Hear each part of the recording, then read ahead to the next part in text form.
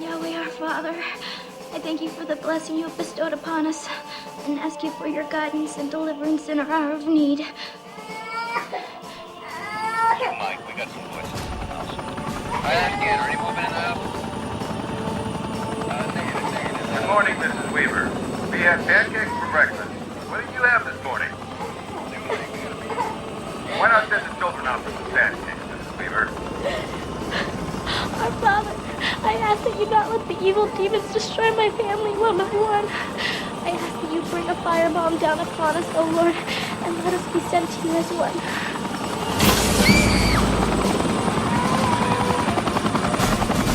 Come back, get them the hell out of here.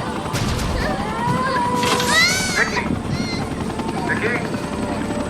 Just want to end this thing, Vicky. Go away! Leave us alone! Vicky, why don't you let us give you some fix for the baby? Go away, bastard!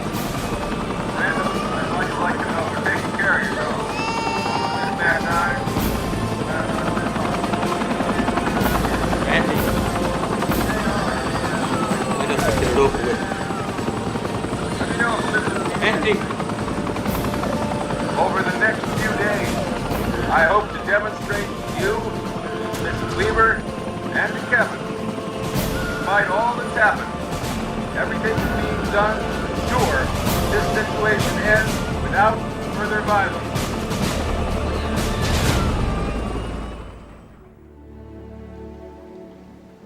And now, Randy and Vicky, marriage is perhaps the most important part of the commitment that the church can offer to you.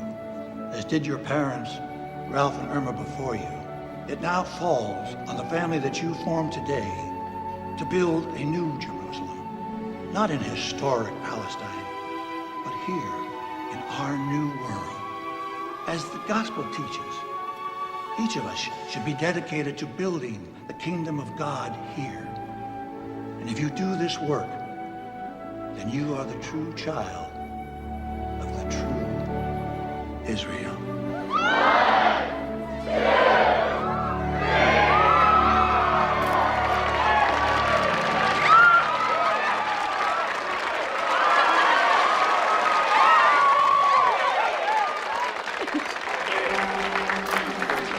You better watch out. You're next. Hey, I'm all for marrying Gwen, man. The only thing I have to watch out for is having you for a brother-in-law. Yeah, well, you could do a lot worse. Get some of that mop cut off your head, I'll make a soldier out of you. Oh, man, if I wanted to be a soldier, I'd have joined the army. I didn't know we would have taken you. There's a war on. We're taking anyone. Not in the Green Beret, we weren't. Hey, sister, how about a dance, huh? Sister-in-law, in that case. Yeah, we're legal now. I know I'm not family yet, but would you please? Why not? Then I can tell you why it's important to seize the day. I want to see my Gwen at her wedding. It's a very happy day for me, sweetheart. Bet you thought it'd never happen, huh? Not at all. But I have to admit, you never were very excited about the courting game. No, I wasn't, because I was the marrying kind. Guess I always was. I was just waiting around for the right man so I could raise my own family. Now I just want to be at peace with the world and with God. May he grant you that. I love you. I love you too. You look beautiful.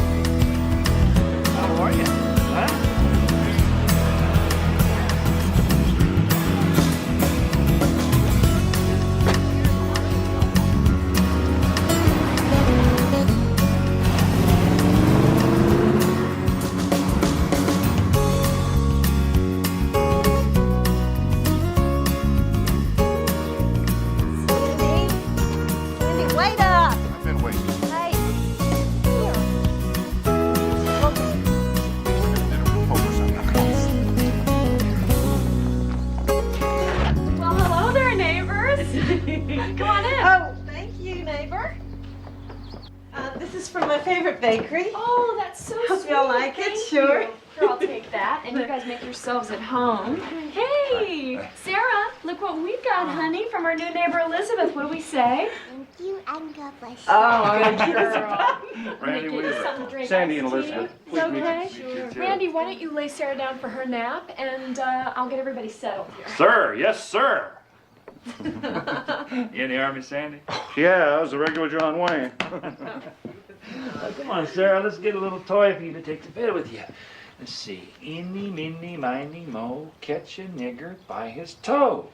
Oh, how about this one, huh? Oh, come on. My, what a lovely You home. like this one. I'll just put her to bed. I'll be right back. And what interesting art. Huh. Stuff. This was delicious. I can't eat no more. That was good, honey. Hey, tell Very us, good. Vicki, what do you do? Well, 3 weeks, or so the doctors say. But it'll be in God's good time, right? What do you reckon, a boy or girl? Oh, it'll be a boy.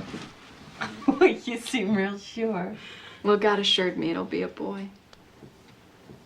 Yeah, Vicky, she has a real sixth sense about these things. So if she says it'll be a boy, you trust her, it will be. Mm-hmm. And his name is Samuel, like the prophet and the last Israelite judge before the loss of the Ark of the Covenant. Samuel was the one that tried to bring the Israelites back to the true faith. And he anointed Saul as the first king of Israel. Oh, do tell. I knew that.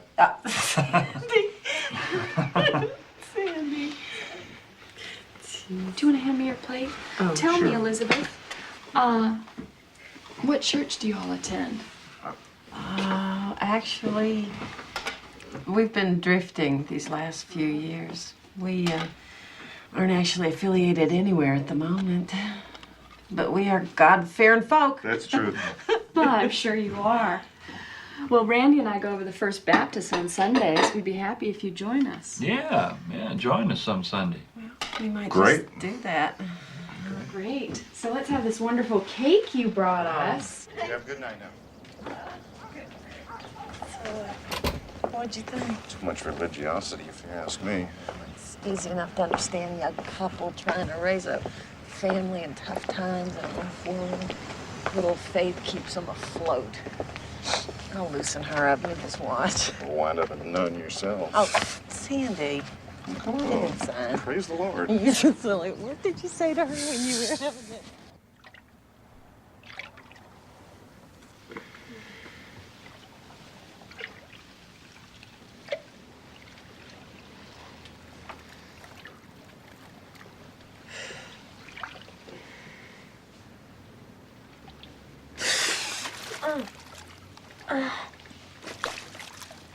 Randy? What is it, honey? Honey, I think it's Samuel's time. Come on.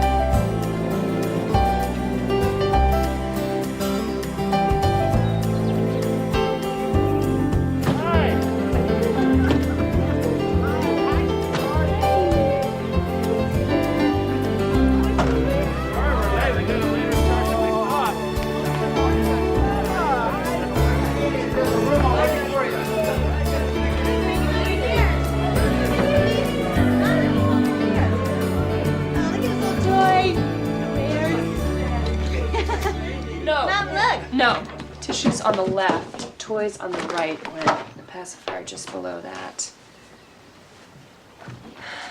You want to get down? Keep right here. What's your head? Oh, you're not Beast, okay, the mark of the beast. Everything, you go into a store to buy something, and you're not gonna need money anymore, you're just gonna need a mark, it's gonna be right here on your forehead. We're all be looking at each other with 666 on our forehead. I mean, Yeah, this government is rotten, okay? And when it collapses, if there's paper money, it's not gonna be worth nothing. So you really think the end is nigh? Yeah, yeah, we think that. No, that's what people always say, but everything seems to always work out. I mean, doesn't it? No. Well, it depends. My God, what about Nazi Germany? Well, I don't see Jimmy Carter as a Nazi, sis. I mean, do you guys think he's evil, too? He's not doing anything to stop the moral rot, is he? I mean, there's sex shops everywhere and violence. Vicky, do you hear yourself? I mean, this is a big country. It takes a lot to get everybody to pull in the same direction. I mean, it always has. You have to understand something, all right? The world has gotten crazy. Things are very different these days, and I think it's coming to the end time, sis. All right. Well, then maybe they have to get worse before they can get better. Well, you can say that because you don't have kids, because if you did, you'd think differently. Well, I don't know. I mean, the way Lauren and I see it, change is good. You know, you just roll with the punches. You know what you should do? You should read Hal Lindsey. You know, that guy, he knows what he's talking about. I've never heard of it. It's a book, great book. Oh, Dad, you would like this. Dad would like this The book. late, great planet Earth. Oh, I have heard of that. Oh, this girl in the office, she saw the movie. She said it was really weird. Really weird? Yeah. Well, she doesn't know what she's talking about. Hal Lindsey happens to be the most important prophet of our age. How we may be living in the last days of Earth. Good Lord, help us. This sounds like more doom and gloom from your dad's church. Irma, Mr. Lindsay is a Baptist. Okay, Mormons aren't the only ones who can see the writing on the wall. That's right. Vicky, I never heard you talk like this before. Where are you getting all these ideas from? I have been talking this way. Read your Bible, Mom. It's all in there. Wars, earthquakes, a one-world economy. Don't you ever think to look around and see what's happening to your country? Vicky, hey, it's okay. It's just us.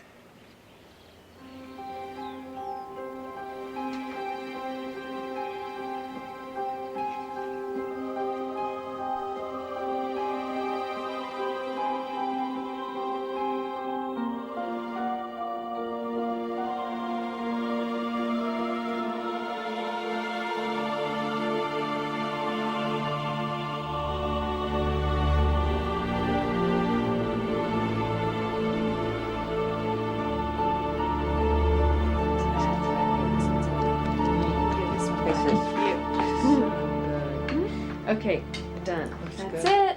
Now I got plenty of time to get to the market for Bible study group tonight. Whoa, whoa, whoa. Didn't I get enough? Well, you got plenty, but you didn't check the cold cut labels. What? There was pork in them, Elizabeth. Oh, I'm so sorry. No, what do we know? Pork has trichinomas. You gotta keep it clean. It's the King James Version. You know what I mean. Rely on the word. Good. I'm so sorry. Just read Deuteronomy. You gotta be diligent. Oh, Sammy. Oh, no, that is so nice. Show Elizabeth how pretty you did, You're honey. so clever, just like your mama. Now, what's that a picture of? Jesus, Uh-huh. Thomas, Peter.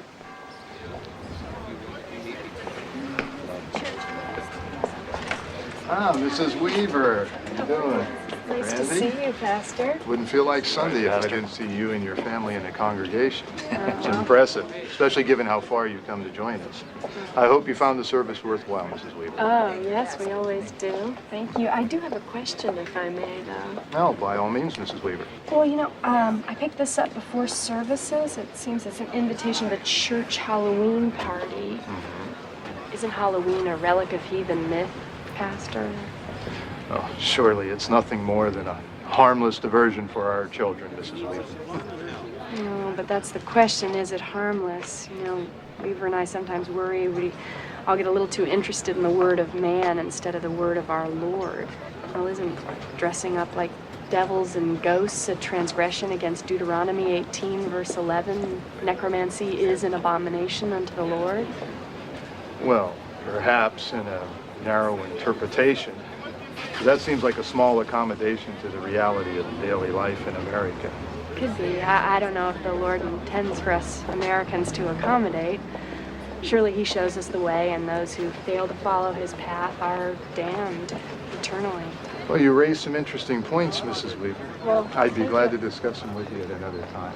Oh. Perhaps some other time. Ah, Robert. Jane. Thank you, Pastor. Enjoy the service. Hey,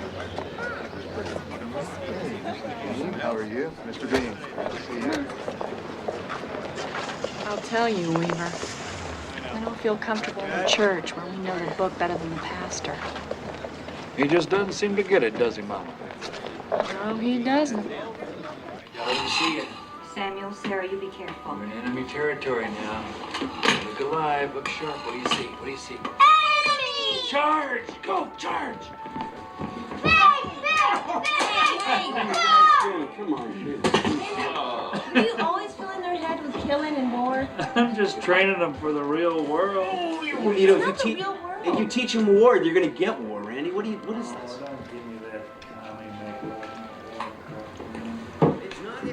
Baby. The kids are helping your dad.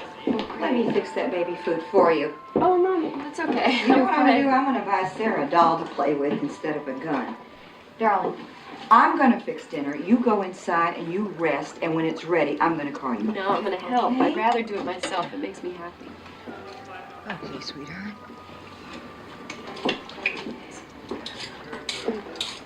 You know, sometimes it feels like you're cutting us out of things. Even something as simple as making Rachel's baby food. It's like you don't trust me. It's like we're not good enough. Mother, I never meant it to seem like that. You know how much I love Dad and you. I know you do. But it's a dangerous world. And it's my duty to make sure that my family isn't corrupted and to see to things myself. Corrupted? Wait, Vicky, wait a minute, come here. Honey, listen to me. We would never corrupt our grandchildren. Mama, I know We that. love those children. And I love you. But Vicky, it feels like you're drifting away from us. You're becoming more and more distant. More unyielding. More religious. Well, I'm religious. In my own way. Mm-hmm. Isn't there any room for understanding? Isn't there any room for human frailties in your religion? Mother, all I'm trying to do is to make sure that my children don't get the wrong ideas in life. Okay, I'll buy that. The people are, well, take Gwen and Lauren. I love them, you know I do, but they do certain things that I would not want my children to do. You know, those are the ways the devil gets into your life. Honey, listen to you. Your sister and Lauren, they're not tools of the devil. They're human beings trying to find a path in life. So am I. Well, then everybody needs to try harder. Because we don't have that much time left, and we all have to study the Bible because it can show us the right path. If you don't let go, you're going to find yourself without space in your own life for us, your family. Mom, that will never happen. Never. The Bible teaches us compassion, and I have that for all of you.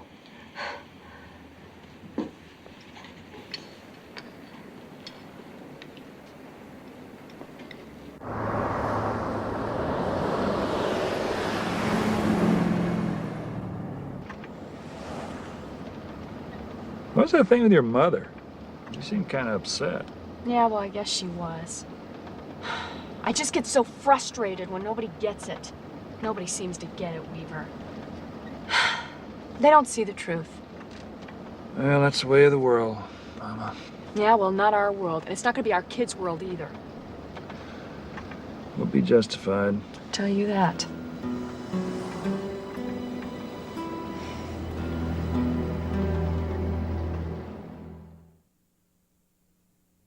And prepare for thyself and all thy company, and be thou a guard unto them.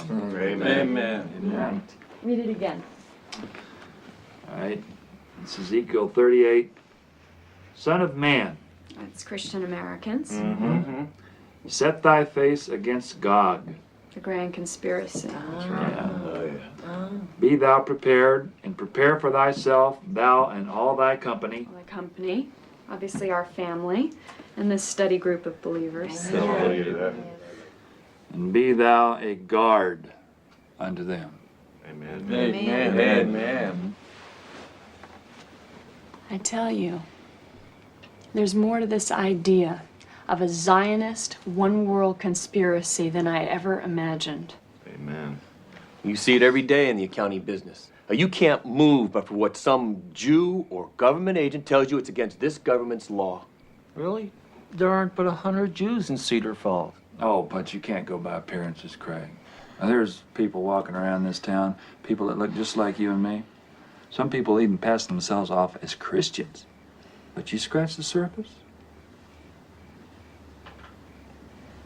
You know what I mean? Huh? I'm telling you. Do tell. Oh, Elizabeth, Satan's seed is everywhere. May the good Lord confound him. Amen. Amen. Amen. The preacher over at Cedar Falls said Now, that... Elizabeth, there is a reason why we don't go to that church anymore. You know that. Just because a preacher says something doesn't mean it's the truth. Yeah, that's right. That's right. You can't trust anybody anymore. Amen. In the latter days, Here we thou go. shalt come to a land that is brought back from the sword. Well, American West. Right. Amen. Right? It's gotta We be. want it back from the Indians by the sword. Many people will gather against the mountains Rockies, of Israel United States, that have always been waste. Montana, or... Idaho. And they shall dwell safely in all of them. Praise the Lord. Praise the Lord. Lord. Praise the Lord. Lord. Let's join hands. Heavenly Father.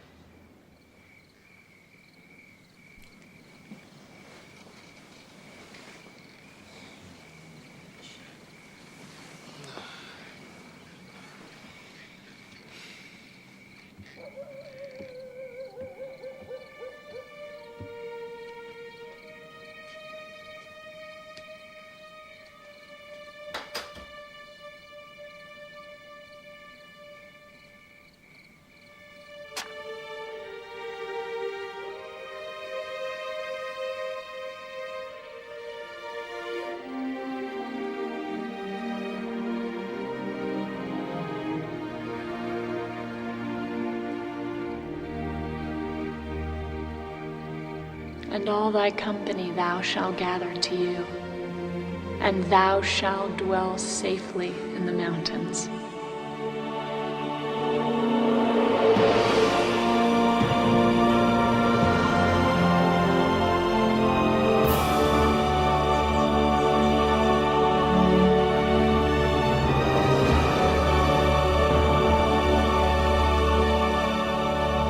Idaho? Well, where in Idaho, son? You don't even know where you're gonna live. Well, God showed us what our land's gonna look like, and we just gotta find it, and we'll do the rest. The rest? You guys are gonna go and build a house? Yeah. Sure, of course. No disrespect to you and Randy, sweetheart, but I mean, building a house from scratch, that's a big undertaking. I mean, you got to think about electricity, you got to think about septic tanks, and now, Randy, you got to have a safe water supply. We know. You know, the children of Israel, they did it. And Yeah. everything we need to know is right there in the Bible. It's just going to be great. Vicky, please don't do this. I mean, if you don't care about yourselves, then think about the children. Oh, that's the whole point why we're doing it. It's because of the kids. Gwen, I know you love me, and I really appreciate your concern, but this is going to be incredible. You're going to have to come out and see us next summer. It's so beautiful out there. I mean, God has given this vision to Vicky, and we're following it, and it's what He wants us to do. And God says you go, you go. Careful. Careful. See you, Randy. Love you. Love you. Bye. Take care of our girl, Randy.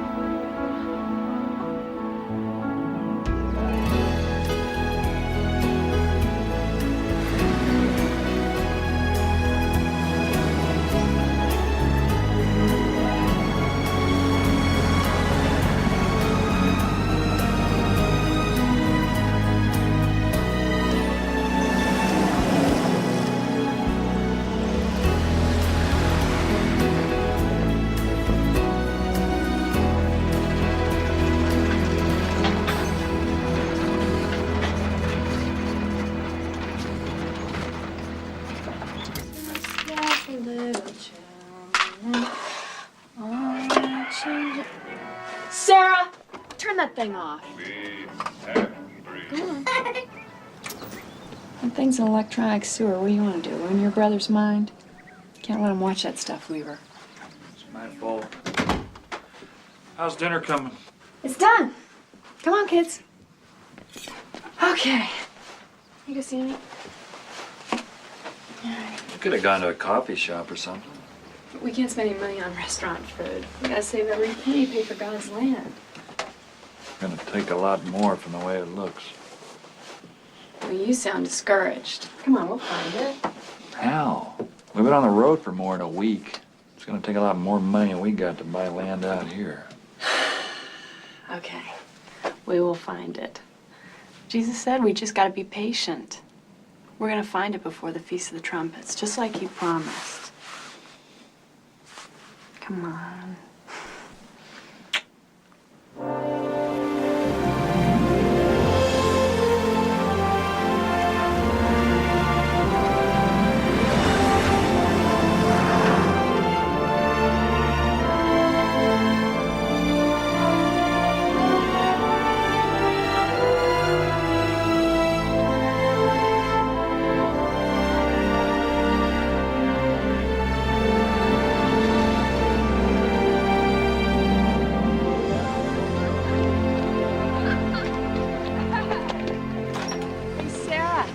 Inside, honey. She sure is happy enough. Well, she's smart enough to recognize God's country. Looks like we've seen every piece of property we can afford. No, we will find our land by the Feast of Trumpets. The Feast of Trumpets? Can't say I know that one. Oh, it's Leviticus 25, verse 9. And thou shalt cause the trumpet of the Jubilee to sound on the 10th day of the 7th month, and ye shall proclaim liberty throughout all the land. Oh, wow, trained in the Bible. Great. How nice. Come here, boy. We try to live as God shows us. Well, you'll find a lot of religious folks up this way. It looks like we came to the right place. Now it's your job to find us some land. Oh, we're working on it. My wife, she has this vision, you see. Oh, we don't have to share that. Well, I think these folks might appreciate hearing this, Mama. See, it's a vision of a cabin on a high ridge, and we believe that Yahweh is leading us to that ridge. Yahweh is Hebrew for God. You, Hebrew? Hell no, we're not Hebrew. No, we study the Old Testament's teachings. Yeah. You know, what about that section above Ruby Creek? Ruby Creek, where is that? Well, it's not far from here. No, just a little further north. It's right here. We call this section Ruby Ridge. Okay, now, wait. Is this where we turn? Yeah, I think so. Yeah, well, there's a bridge, yeah. Okay. All right, here we go.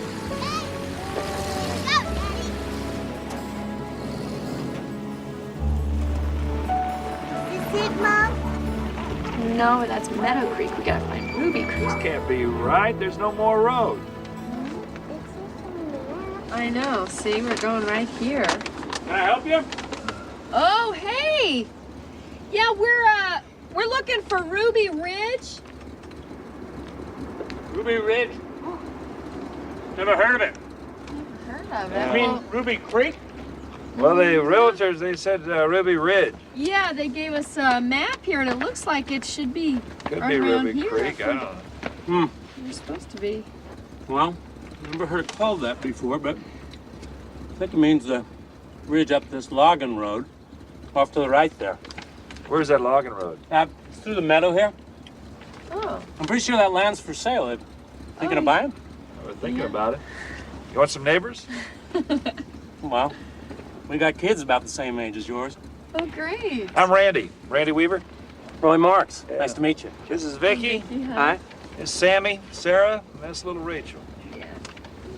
Well, tell you what you do. You go through the meadow and take the road. It'll go up and snake around to the right till you come to this rock slide. Can't go any further. You park there, and there's a footpath to the right of the rock slide.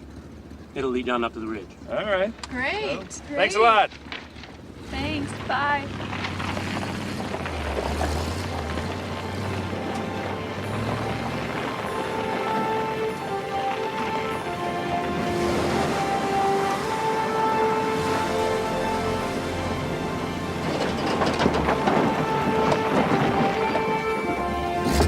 like a rock slide to me. Said there was a path. Yes, there is. I know there's gotta be. That's something. Get that page out.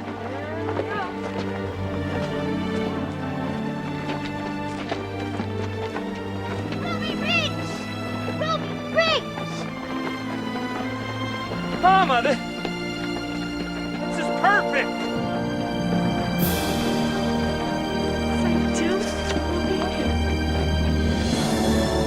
That's perfect. The house could go right here on timbers, you know. Oh, praise the Lord, He who led us here. Whoa!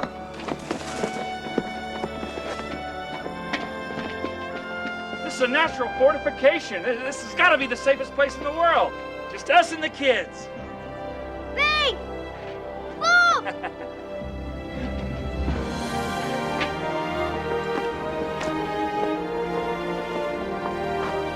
We're home, Mama. Oh, look at that.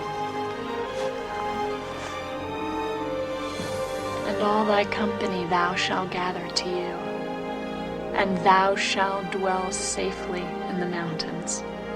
Here, put your hands. Come on, baby. Come on. My hands. Rachel. May the Lord bless us and keep us. May the Lord make his face to shine down on us and be gracious to us. May the Lord lift up his countenance upon us and give us peace. And give us peace.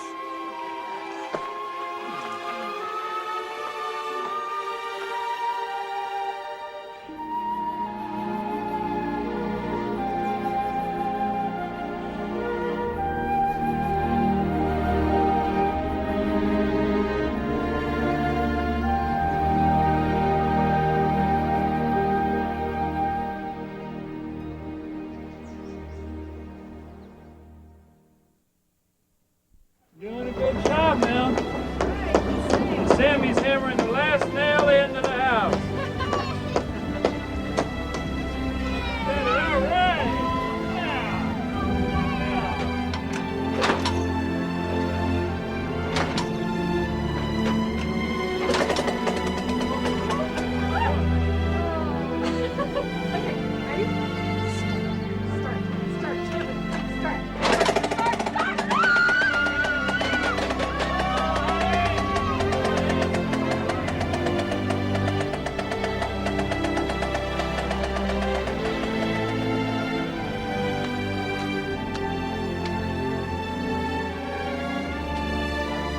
All right. Fire. Ready? 1, 2, 3.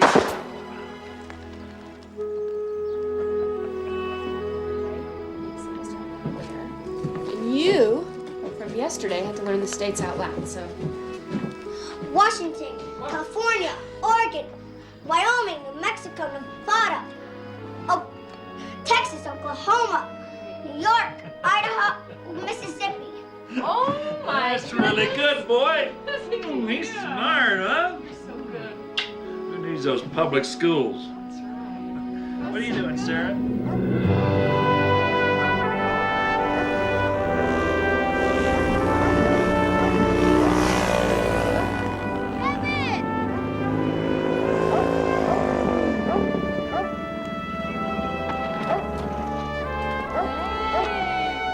Look who's here. Welcome back. Thank you. Hey. How you doing, Kevin? Hey. How are you, man?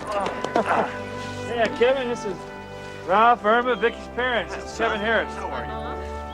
Hello. Pleased to meet you. Yeah, Kevin came to live with us when you were, what were you, about 15 years old? Yeah, he's just drifting, and he's been a part of the family ever since. What have you been doing? Oh, picking apples over in Washington. It's been a while. Come on, let's put you to work. Vicky, let the boy catch his breath first. No way. We raised a slave driver. I thought we came here for a vacation. Come on, let's get back to work. Dad, before yeah. these girls shoot us. All down here.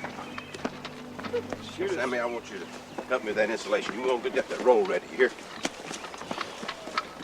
Is this the menstrual shed she's always talking about? Yeah, this is it. thought you said this was a little guest house. Well, yeah, it is, but it's going to be used mainly for a minstrel shed. What do you mean, a minstrel shed? You know, a place where women can go when they're unclean, you know, when they're having their period. Unclean? Imagine what Gwen and Lauren will say about that. Well, they'd probably just say we're living in the Dark Ages, and they could tell them to read Deuteronomy, you know, the usual. Dad, what's a period? Well, a period is, well, it's a mark that God has put on women. You know, men don't have to worry about it too much, as long as we stay away from those moods it brings, huh? And I made it all by myself. Mom didn't even help. That's so good. Beautiful. Grandpa, watch this. Striker, sit.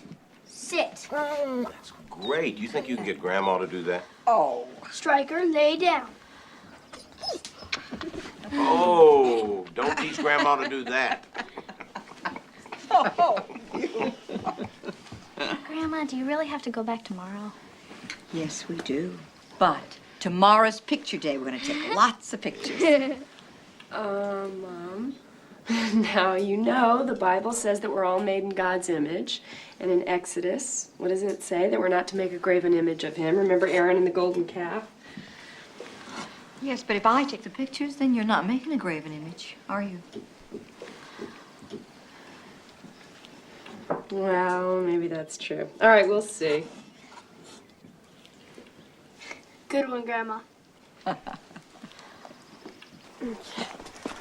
Oh, look at this. Oh, why, there's enough for an army in here. Isn't it? Look at that. Green beans. I got squash. Good heavens. All from my garden. I tell you, we could feed the whole family with this. You, Justin, Gwen, Lauren, everybody. Well, hon, that's not necessary. Your sister and brother do not believe that the world is going to come to an end in 3 years. Yeah, well, they're going to be signs. They might change their mind.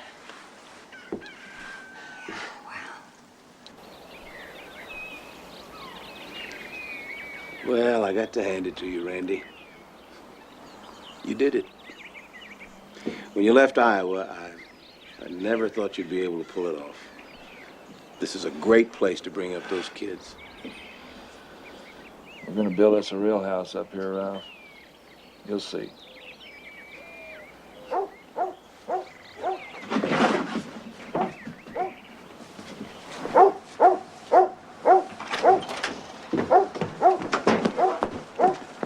Rachel, come here. Vicky, what's the problem? Trouble with neighbors. Get on the porch. What?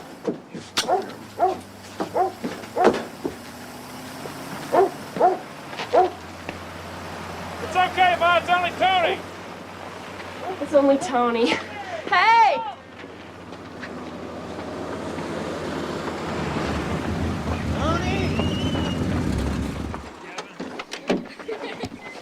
Tony. Hey, Biggie. Oh, nothing special. Listen, I was going down to Hayden Lake next week, you know, for the Congress. I was wondering if maybe you guys wanted to come along. A little vacation, picnic. That sounds good. Sounds good. Hey, I want you to meet my parents, Tony. Ralph and Irma. All right. Nice to meet you. Nice to meet you. Ma'am? See you soon, sweetheart. Sweetheart, what in the world was all that about? Oh, what, Dad? The guns, the running, the drill. Dad, we gotta protect ourselves around here. Against what, baby? Against who? Everybody. Come on. You want some of that berry pie? Tony, you want something to eat? Yeah, always. Let's get this boy some food. Okay.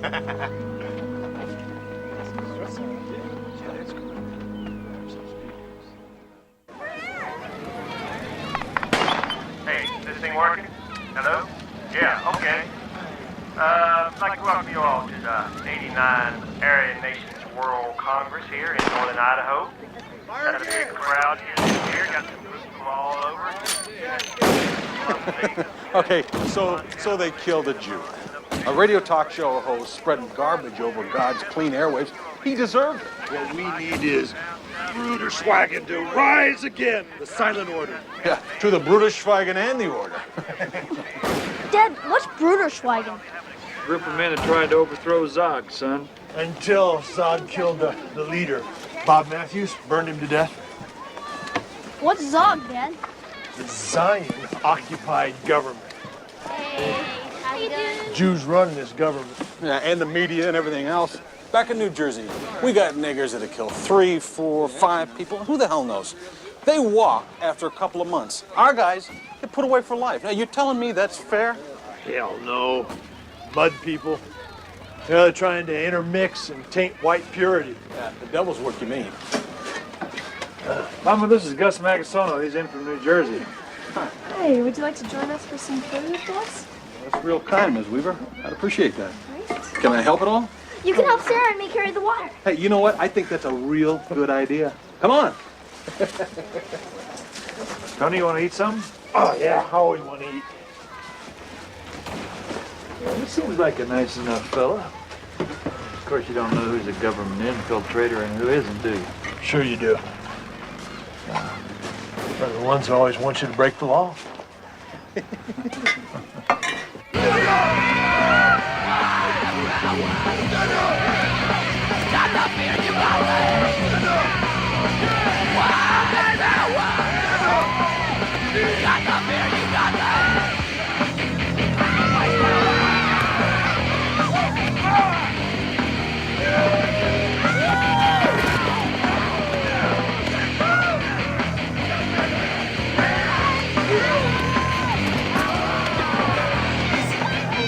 I like it!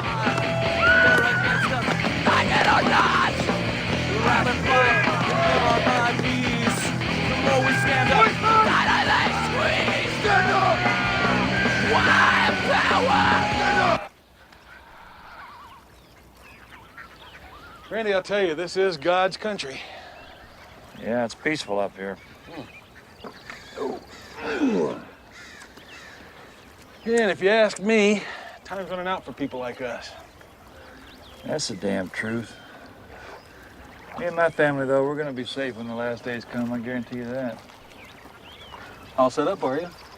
Food, water, ordnance? That's right. Into guns? Well, a man has to be nowadays. Tell me about it. That's my trade. Guns? Mm-hmm. Really? Mm-hmm.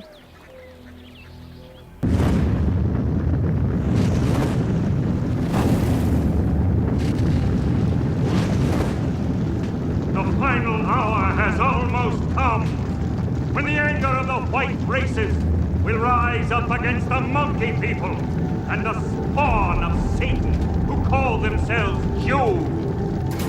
We stand ready for that battle. We, who are the true chosen of God, the true Israelites. In that time, may we be the scourge of his wrath.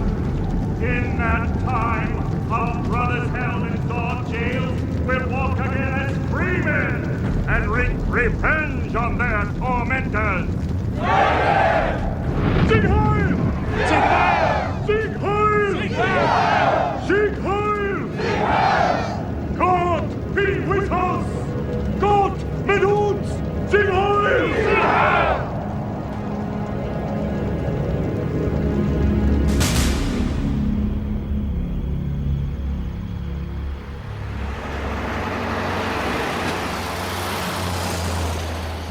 Did you enjoy yourself? Yeah.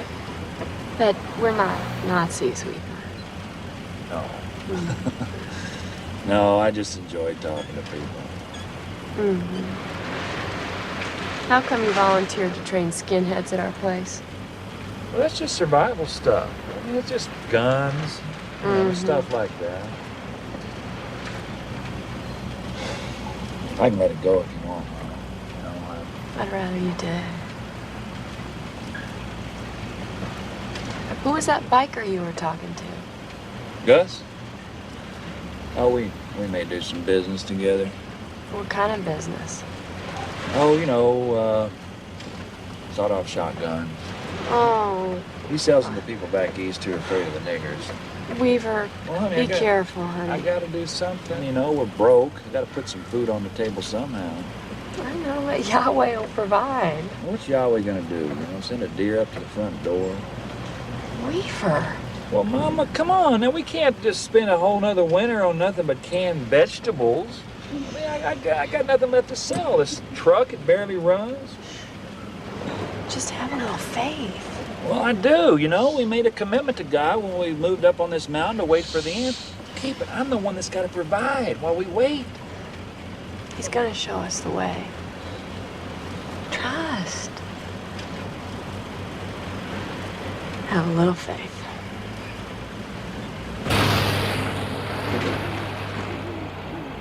Damn, that stuff makes my skin break out. Every time I use it, I get a rash. You think these wahoos are worth all this? Vickers is making a lot of noise. Who's the second guy? Weaver? He mostly just tags along. He's a religious nut. Living up in the mountains, waiting for Armageddon. Vickers is a dangerous one. He wants to form a new gang like the Order. Let's test this thing, huh? 1, 2, 3. Yeah. Good. Let's go. It's right there in Deuteronomy, Gus. All you got to do is read your Bible. Well, I was raised Catholic, but I don't go no more. It's nothing to do with going to church. Those preachers are a bunch of liars. The preachers are liars. The teachers are liars. You send your kids to public school? You bet. Well, see, right there, you're giving away your responsibility right there. You send them to public school. Randy, those teachers Randy, fill listen, their heads with the... that's all good, but, you know, we got to get busy and form a group. You know, like Matthews. We got to do something now. Listen, this really isn't a good place to talk. Why don't we go take a ride, huh? All right. You leave a tip? Sure. Oh, Gus, you celebrate Martin Luther King Day? Oh, yeah. Yeah, I took a big piss for him. Ain't that something? A national holiday for a commie pervert nigger? Hey, Randy, why don't you drive? I'll sit in back. Hey, let's go on out by the lake. Great, good dog. I was really anxious to go hunting. Let the damn thing out, ran straight to the city. Right to the ghetto. Yeah, he's a good coon dog. He'll hunt up anywhere. You know, you can't eat those damn things. You can skin them, but the meat tastes really bad. Too rich. You don't want to eat that. No way. Well, you want to take a walk? It's nice and warm in here, Gus. Besides, Tony and I, we don't have all that blubber on us like you do. We're gonna scan you, Gus. What the hell is that thing?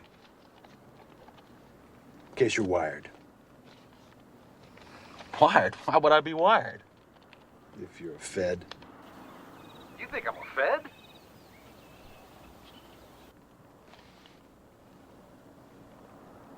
I didn't say that, Gus. I'm just checking. Damn. Here I was thinking you were laying that religious stuff on kind of thick. I thought maybe you were a Fed covering. Those are my beliefs, Gus. Well, my beliefs are that you guys got a lot of nerve to want to scan me. Look, you just can't be too careful. I mean, there are Feds everywhere since they killed Matthews.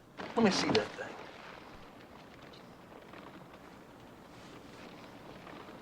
Hell, it's nothing but a stud finder. Yeah, well, you can find a hell of a lot more than just studs with one of those things. Yeah? Let's see how it works.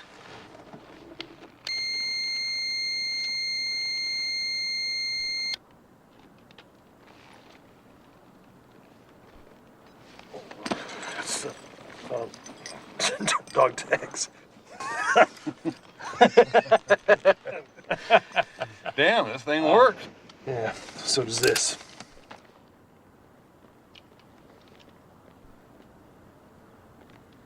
Where you from back east, Gus? New Jersey. Whereabouts? About 18 miles out of Philadelphia. What town? If I told you, you wouldn't know the difference, would you? You've never been anywhere near New Jersey, have you?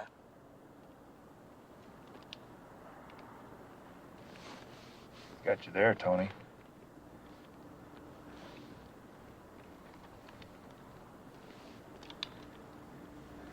All right, Randy, you should let him answer. You know, he might have lied. How would you know? No, I wouldn't. Tell me something. I wouldn't know. You wouldn't know anything. Hey, well, that's what went wrong with the order. You know, those guys didn't check out anybody, and that's how the feds got in. Yeah, maybe if they'd had a few of these stud finders, they'd be ruling the world by now, huh? See, because the barrel is shorter, when you fire, these pellets, they spread out real wide. Why is that illegal? Because our government doesn't want its citizens to have a weapon this powerful, that's why. Because when they make war on us, they don't want us to fight back. White power! White power! That's right. You give our government a chance and every weapon will be illegal. Except for the ones their agents carry. I know it. Well, you didn't say it. I did. I knew it. Well, you didn't say it. Well, I want Hey, stop kids, it. now you stop fighting now. Save your fighting for the Jews and niggers, right? White power! White power! Enemy in range, 3-point drop! That's it. Now you got it. Dear Elizabeth, the whole world lies in wickedness, and we fight spiritual battles, even though sometimes it hurts. 8. 7 plus 3. 10. We're all gold. It has to be tried and refined through fire. The Lord is really perfecting, we're trying to perfect, patience in Randy and me right now. Because we're both really anxious to get busy and can't really yet. Remember, you are fighting the whole world. I just hope they go to some street gang.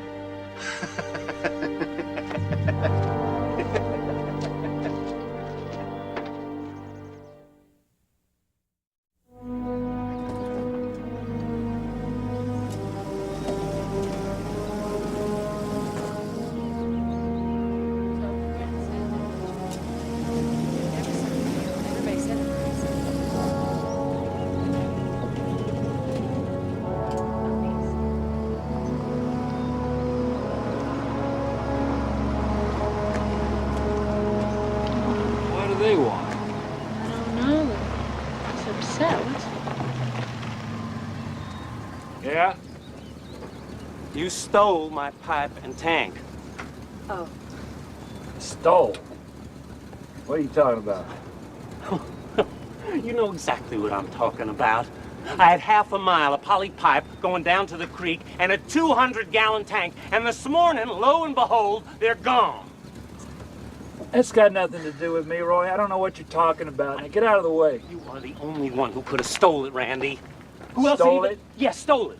You calling me a thief? Yeah, I'm calling you a thief and I'm calling you a liar. You're calling me a thief and a Damn liar? right. Now, who else would even know it was back there? Who else would be able to come down that road? Roy, I don't know how nothing dare about you your say phone that? or whatever the hell you're talking There about, is only Roy. Now, one person who could get to it, Randy. You. Eve, you don't know what the hell you're talking about. Oh, yeah? Tell that to Darren Woodward. Oh, Darren Oh. Woodward, that story's a lie. I've known Darren Woodward for years, and he don't lie. Now, if he says you stole money from him, then you stole it. we didn't steal nothing. No, Now, you get out of the way. Then where'd you get the money to buy this spiffy new truck? Yeah, Huh? nice It's none of your business where I got the money. It ain't Get none of out my of the business. way. Yeah, Get out that of the way. pipe and tank are. Get out of the way, Eve. Better get out. Get out of the way. You get your bitch wife out of the way right now. I'm going to run her over right now. Get out of the way. Get out of the way. Get out of the way. You can't Get out. go We're coming out of the way. It's not right, Randy. Shut it. You can't go stealing from Don't people. send your kids down here anymore. They're not welcome.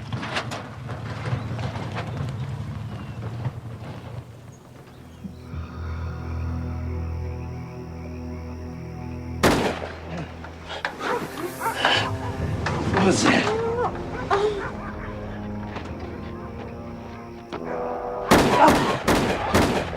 What? What's happening? I don't know. Get the kids and stay down.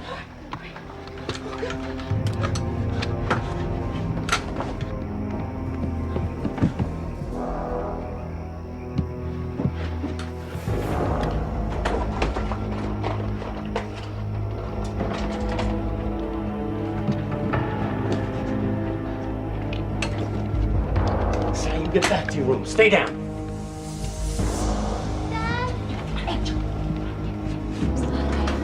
Don't go out there.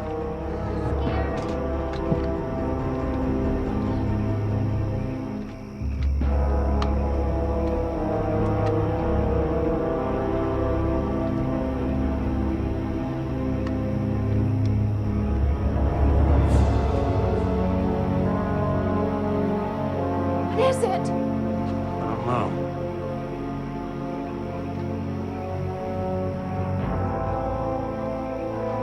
Kids, you going back to your rooms. It's all right. Candace, take them back to dinner.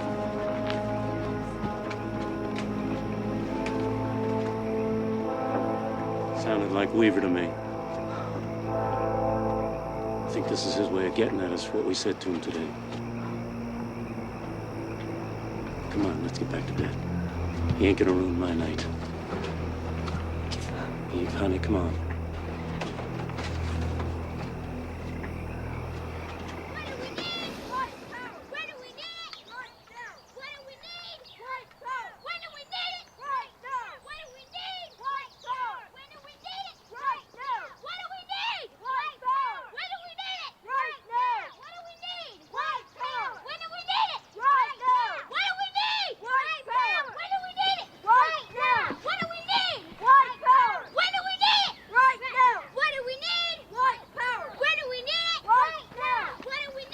What did we ever do to you? You wouldn't let your kids play with mine. When do we need it? Right now! What do we need? White power! When do we need it? Right now! Heil Hitler! The doctor says, well, the only way to get that poison out is to suck it out. So, the second nigger runs back. Nigger says, what do he say? The second nigger said, he say you gonna die. Weaver, can I talk to you in private? No. Look, Randy, I don't like your racist talk, but it's a free country.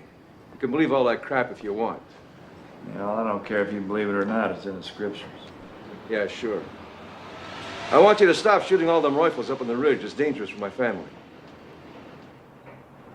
We don't shoot them at your house. The hell you don't.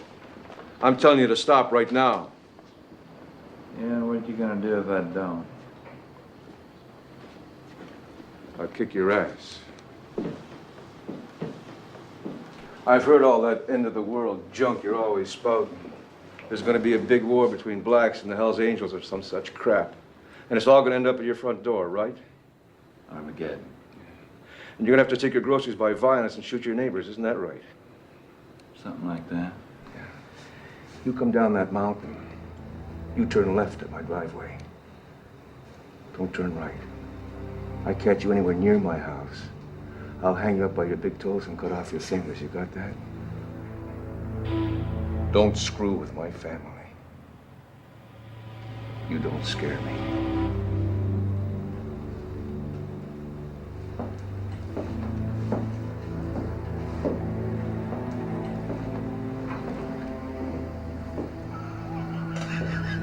I'm glad I had this hat on.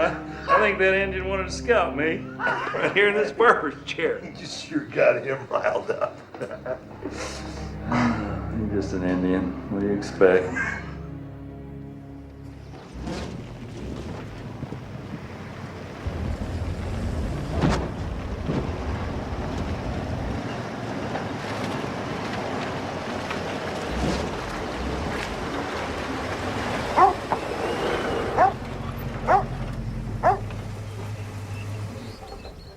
What can we do for you?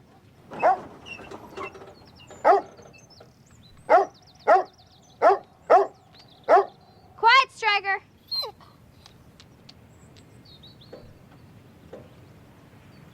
Well, Actually, we're looking for your mom and dad. you won't find them here. They're in town visiting some friends. Goodbye. Yeah. Goodbye.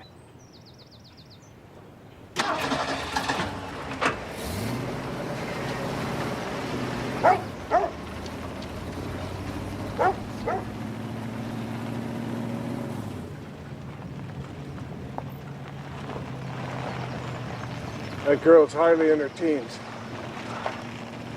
These people scare the hell out of me. They intend to.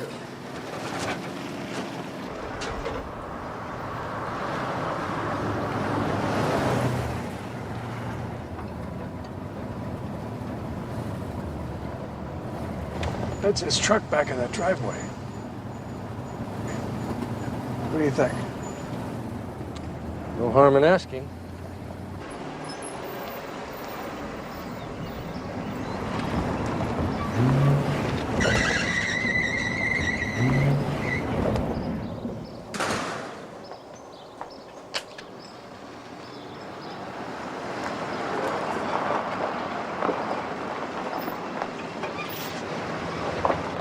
Howdy. Maybe you can help us. We're looking for Randy Weaver. Hey, Randy! There's a couple of county mounties out here asking for you.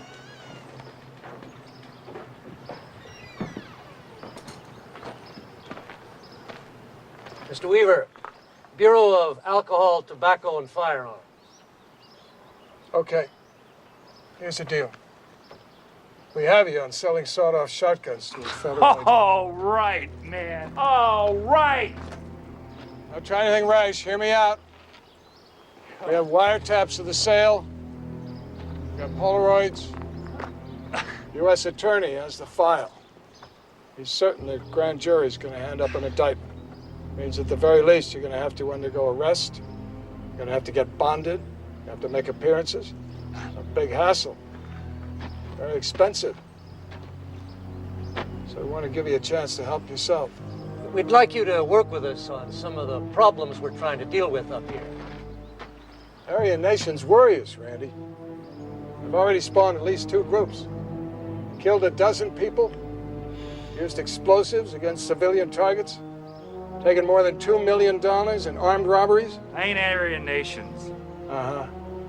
I guess you just couldn't find any other way to hold your pants up, is that it?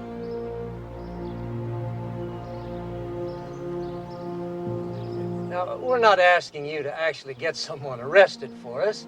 Just, you know, keep us aware of what's doing. These people are dangerous, Weaver. We're afraid of what they might do. You ought to be, too. Do this for your country, son. You save all the hassle and all the money on court. All you have to do, come to my office in Spokane, alone. Tomorrow, 11 o'clock.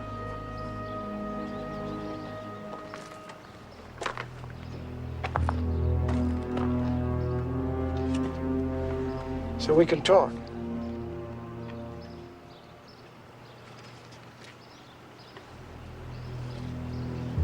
No way. Oh, yes. That's the way we do things, Weaver. Ain't no snitch. Go to hell. Vicky, come on out here. Zach wants to sign me up. What's happening? So, what do you think? We played it right. It's a reasonable offer. He knows he committed a crime. They always come around in the end. Yahweh, Yahweh, Yahweh, our Creator. We ask that you show us what to do in the face of such oppression and deceit. Please show us the way, our Father. Amen. Amen. Amen.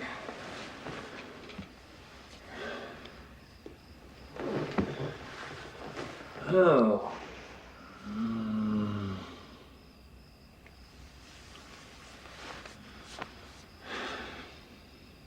I'm going to turn myself in. You're what? Weaver, you will not be a snitch for Zog. Well, not to be a snitch, to answer that gun charge. I don't want nothing to happen to the kids. Do you know what they're gonna do to you? They will arrest you, Randy. And then you know what they're gonna do to the kids? Huh? They'll confiscate our land and they'll put them in some AIDS-infested mental hospital. Or foster home. That's what they'll do. And that's what they'll do to me. They'll probably shoot me. Mama. That's right. That's what they'll do. And they'll get some government-paid informant who will take the stand, say whatever they want him to say. Gus the snitch. They'll railroad you through. That's what they'll do. And they'll come up here, they'll kick us off the land, they'll rip this whole place apart.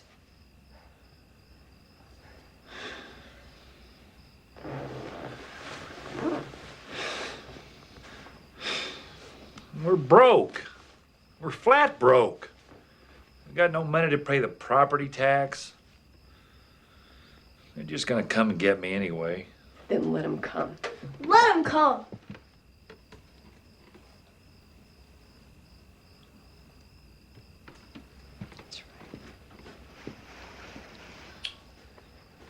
Let's take a vote. Okay, family vote. All those in favor of Daddy turning himself into the Jew government say aye.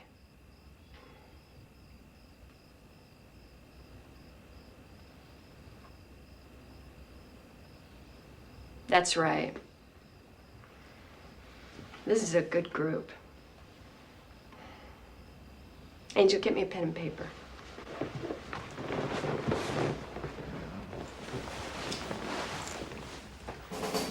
To Aryan nations and all our brethren of the Anglo-Saxon race. Today, 2 U.S. Treasury agents followed Randy and Vicki Weaver to the home of friends. They threatened Randy with a federal firearms charge, prison time, and the confiscation of our truck. They said they want him to join their team and that he must go alone to the Spokane courthouse. Randy said, no way. They said, oh yes, that's the way we do things. Randy and I and the children are ready to stand for truth and our freedom. We cannot make deals with the enemy. This is a war against the white sons of Isaac. Yahweh, our Yahshua, is our Savior and King. The decree has gone out to destroy Israel, our people. If we are not free to obey the laws of Yahweh, we may as well be dead.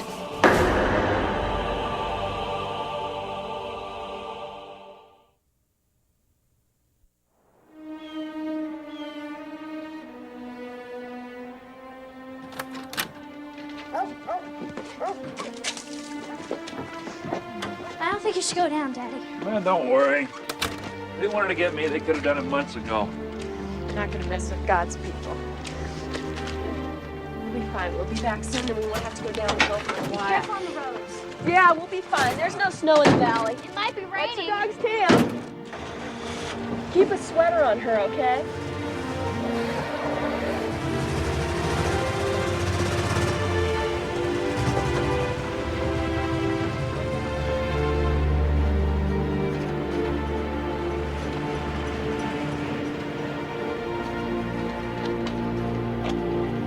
Hello? Yeah, this is Eve Marks. The Weavers are coming down.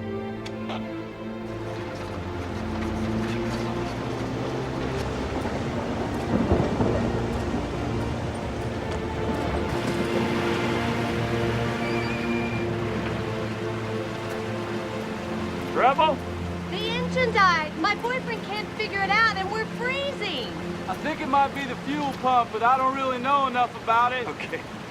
What do you think? Yeah, let's go. I got a blanket here for her. You can fix that engine up, honey. See what we can do. Here. It's a little wet. Hopefully it'll help till they get all fixed up. God bless you. Fuel pump. Federal agent, you're under arrest. Get down on the ground. Son of a bitch! No!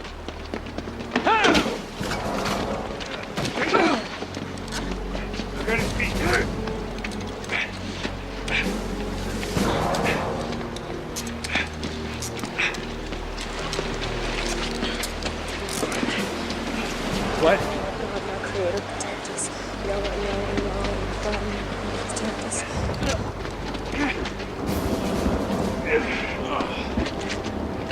Look what I found. Protect us. Let her go! She didn't do nothing! Yahweh, Yahweh, our God, my You Creator, stay calm, we'll let you go. Yahweh, Yahweh, Yahweh, our God, my Creator, protect us. All right, let's go. That was good.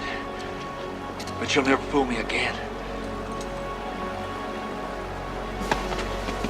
Let's go.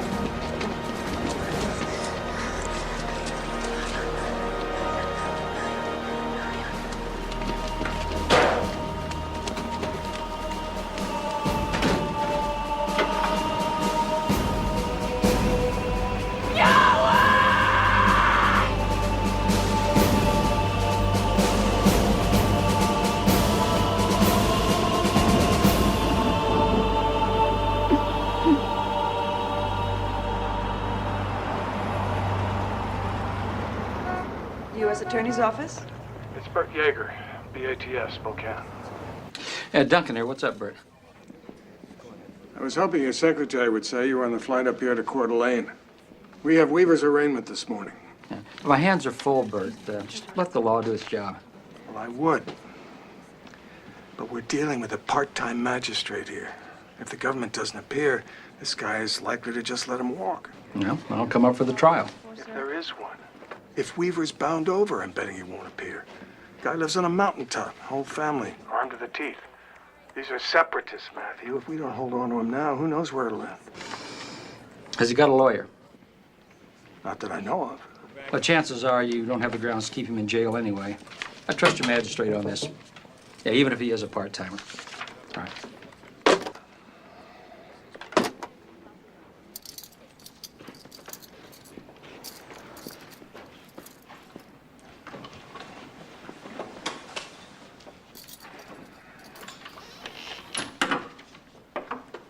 Let the record show that no attorneys appeared for either side.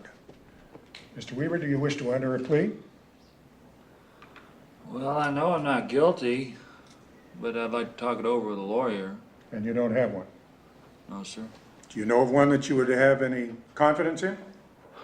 Well, there's a man that we know of, name of Milton Norquist.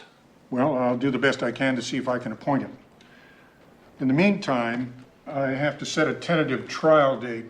February 19th looks free. That would give both sides a chance to prepare. You mean I have to stay in jail till then? I'm prepared to release you on bond. I don't understand what that is. Well, it's a promise to appear on the date that I've given you and backed up by some money that you'd forfeit if you fail to show. Oh, gosh, the only thing I have of any value is my property. It can't be worth more than $10,000. Well, that would be sufficient. And if you appear on the date set and abide by the rules of your probation, then your land should be safe. What rules are those, sir? Well, I expect you to find a job. You'll have to restrict your travel to northern Idaho, and you'll have to give up all weapons, firearms, and explosives. How far does that go? I mean, does that include my kids' weapons, my wife's? You'll have to discuss that with your attorney. But my advice is that you're better off without any of that stuff in your house. Well, what happens if we have to defend ourselves? Mr. Weaver, even if you fear for your life, you cannot possess a firearm.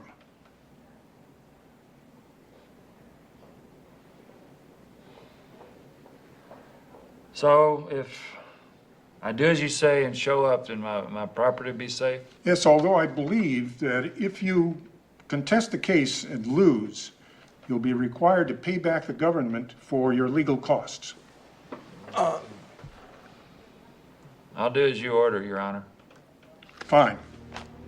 Look, I have to get more on this. Yes? Line 2, it's Bert Yeager, sir. Yeah, Bert, what is it now? The magistrate released him on bond, but he totally screwed up the explanation of what Weaver was up against. Ugh! You know what? It is so plain. It is so plain. They want to take our land, and they want to make us homeless. Yeah, well, screw them. That's right. He made it sound like Randy would lose his land if he was convicted, and he could even lose his land if he wasn't convicted. He gave him no reason to cooperate. Bert, try to understand. We're swamped in this office. We can't monitor every case in the Northwest. I know, but the way this went down, he'll never show. I show up for that trial, you know what's going to happen? I'm going to be out on the street. That's what's going to happen. No, you're not going to be out on the street. You're going to be with us, your family, and we're going to stay on that mountain, and we're not coming down for nothing. That's what's going to happen. But Bert, whatever happened, the law has to run its course now. Now, if he shows, my office will be there to prosecute. If he doesn't, then we issue a fugitive warrant. That's the way it works.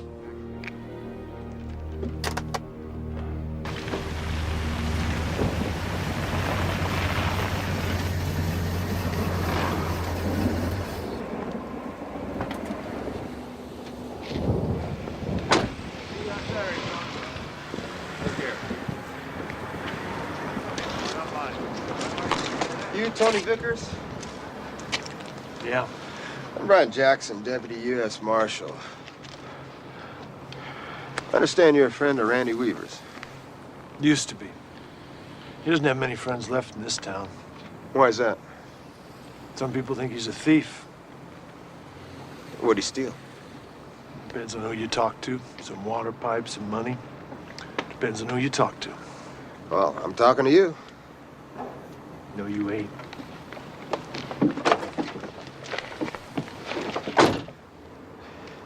I got a fugitive warrant issued on him. See any reason why I shouldn't just walk up that mountain and arrest him? Whole family's armed and praying for Armageddon. You'd be the answer to their prayers. Can you help me figure out a way to do this without anyone getting hurt? Be worth $5,000 if you brought him in. I don't want your damn blood money, Marshal. I don't turn nobody in. Take it easy. Tell you what I might do. I might just kill him myself and tell you where the body is. How'd that be? He'll come down soon enough. Wouldn't bet on that one.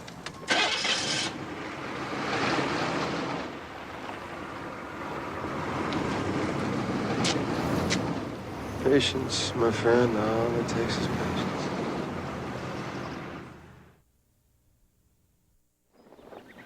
And your grandmother pulled you out from under that bed, kicking and screaming. And she said, young lady, don't you ever say that again. And she shoved that bar of soap right down your throat, and you said, grandmother, you're not supposed to really do that. I think I need to go inside. Honey, why don't you go upstairs and take a nap, okay? All right, good. You all right, honey? Yeah. Get some rest.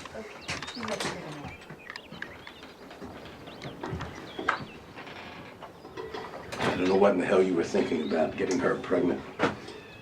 For goodness sakes, Randy, you're a fugitive from the law. It wasn't planned. Doesn't seem that much you do is planned very well. I mean, the arrest by the Zog wasn't planned. The Zog. Will you open your eyes, son? This pregnancy is making her very weak. I know. Well, I'm asking you. I'm asking you straight out, what's to be done about it? I sent a letter down with a friend. And if the government wants to drop all the charges and give me a letter of apology, I'll forget the whole thing. Will you talk sense, boy? Now, you know that's not about to happen. There's got to be another way. And as far as I can tell.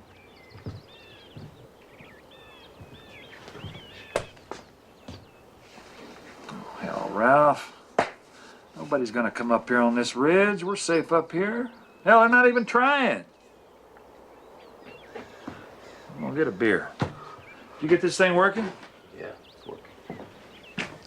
You wanna barbecue something? Have you seen this, Brian? Yeah, I've seen it. Well, just in case it didn't register real strong, let me read to you a couple of my favorite lines, huh? Like the headline. Federal marshals have fugitive under our nose. Federal agents are contemplating their next move in the case of Randy Weaver, a fugitive wanted on weapons charges who's been hiding out on a remote mountaintop for more than a year. Just what are we waiting for, Brian? When are we going to make that next move we're contemplating, huh? Never? I haven't been waiting, Dean. You know that. I've talked with everyone. I've offered payments. I've sent word to them 20 times. All his friends say if I go on up there, somebody's gonna get hurt. He's a nut. Hell, Weaver's in a jail of his own making up there right now. And if he ever comes down, the neighbors are set to call. Pick him up. Look, Brian, that's just not good enough. We're looking like idiots because of this jerk and his kid. If we go charging in there, we could get those kids hurt. Look, I want a reconnaissance team up there. Special operations group, the best we have. I want a plan to bring this guy down and get him to trial. Could be dangerous. Oh, I know that. Look, I want no contact with Weaver or any of his kids until the surveillance is completed and the plan has been approved. Oh, and Brian, I'm not interested in seeing this guy on 60 Minutes, okay?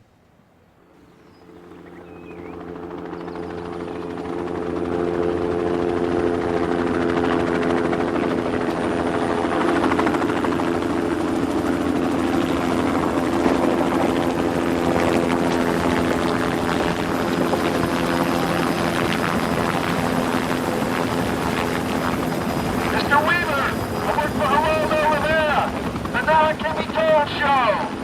He'd like to have you on his television show. Geraldo Rivera's television show.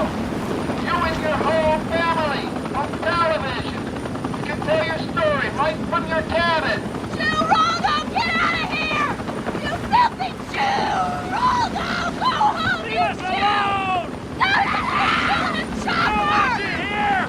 You filthy Jew! Geraldo, you filthy Jew! Get out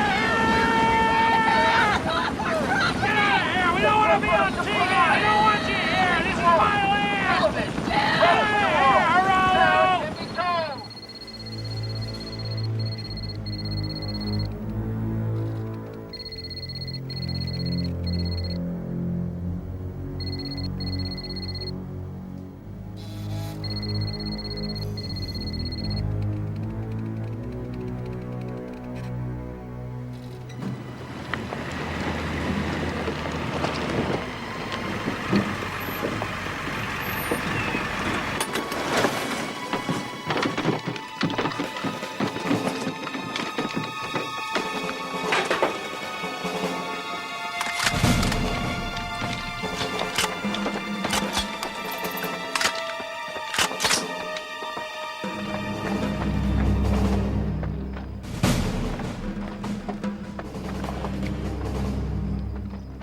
Three of you get as close to the cabin as you can.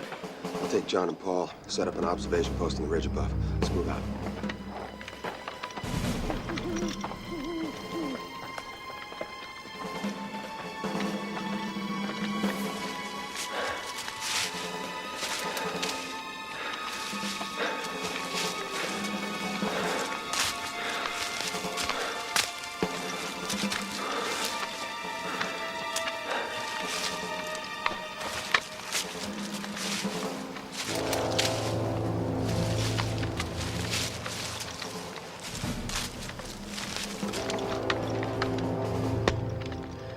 Okay, Jackson.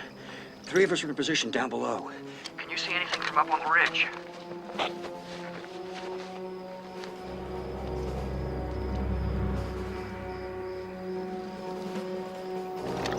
No one inside. Still asleep, most likely. I'm gonna see what the dogs will respond to.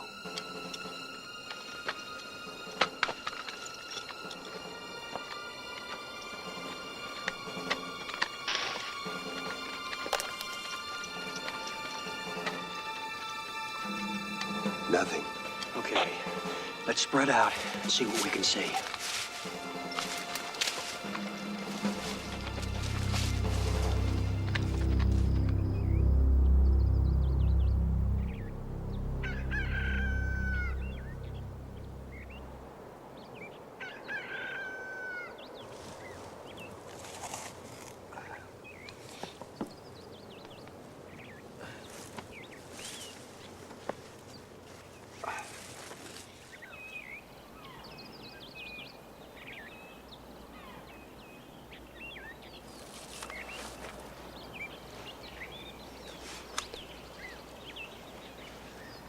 It's 10:45. There's nothing happening here. Let's move out.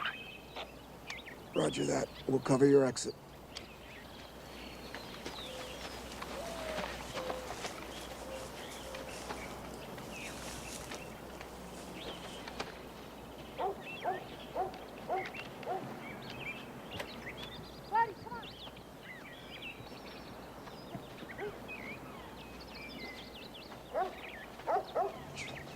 I have activity. Boy, man. Girl, and Daddy. Armed? All armed. Okay, let's go. Hey, Ma, I think he's got a deer. That'll be the day, Weaver. All right, you and Kevin, you go that way, and I'll take the logging road and see if we can't trap something. Come on. They're responding. They are responding. Dog leads. Get the hell out of there. Come on.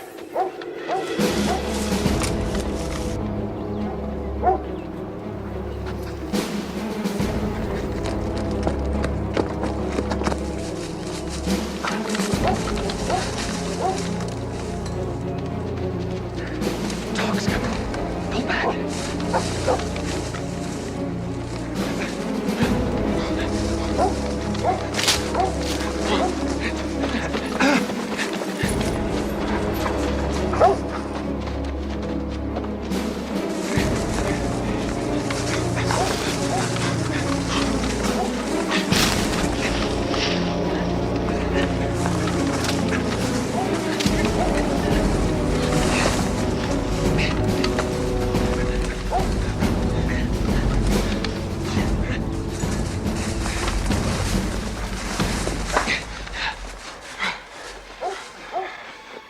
dog's on to us. All right, we gotta take out the dog.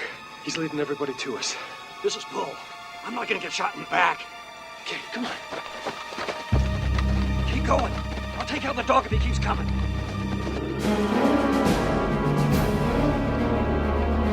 Get out of there. Get out.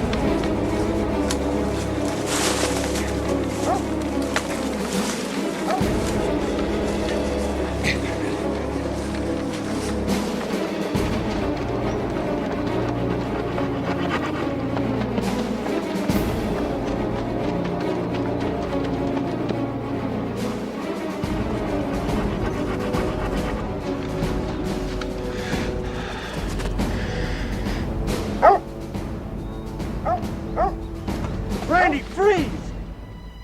Screw you! Sammy! Kevin, get home! It's an ambush!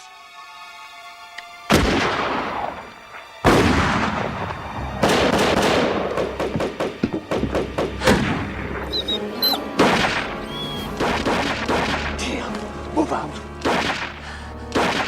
Sammy, get home! I'm coming, Dad! Come home, Kevin! Sammy! Sarah! They won't still wait.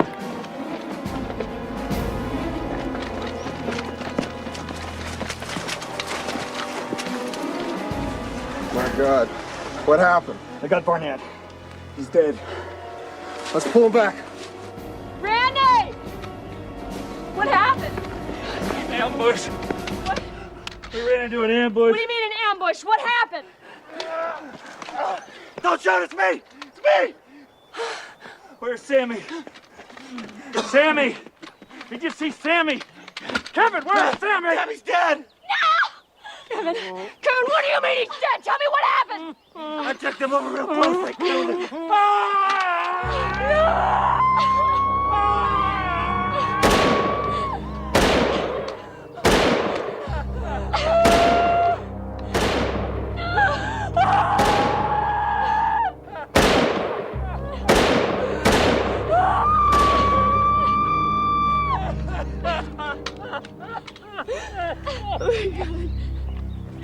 Kevin, please. Tell me what happened. Me and Sammy was following Stryker. And he was just walking along. And we come out at the Y. And there was this man in the road. And Stryker runs up to him, starts nipping at his fingers like he does when he's playing. I was gonna holler out, "Don't worry. He's just playing." And then he shot him. And Sammy raises up his gun. He says, You shot my dog, you son of a bitch! and suddenly the whole woods was full of puffs of smoke.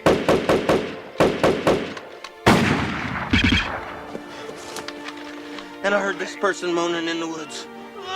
I'm in. I'm in. I know. And I heard Randy yelling, "Come home, come home." I'm coming, Dad! Come home, Kevin! And then I heard Sammy running. He made it sound like... U.S. Marshals! U.S. Marshals! And that was the first time they said who they was.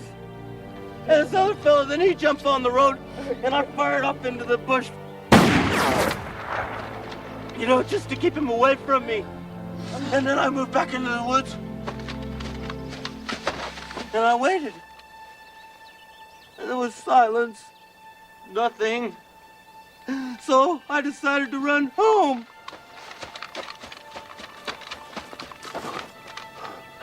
That's when I saw Sammy.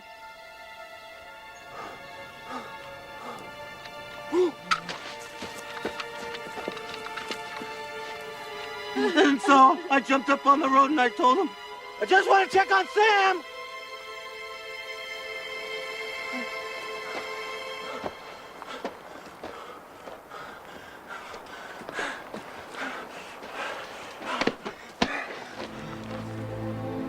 Oh my God.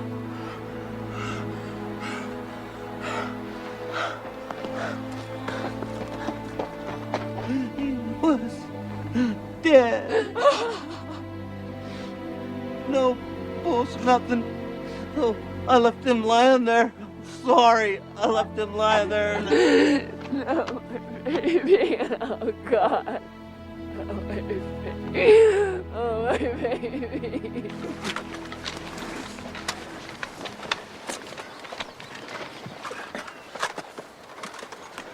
What happened? We were leapfrogging down the hill in the woods.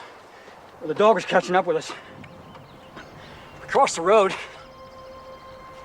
I saw Weaver coming down the fork to the right, Harris to the left. It must have been an ambush. The dog was coming at me.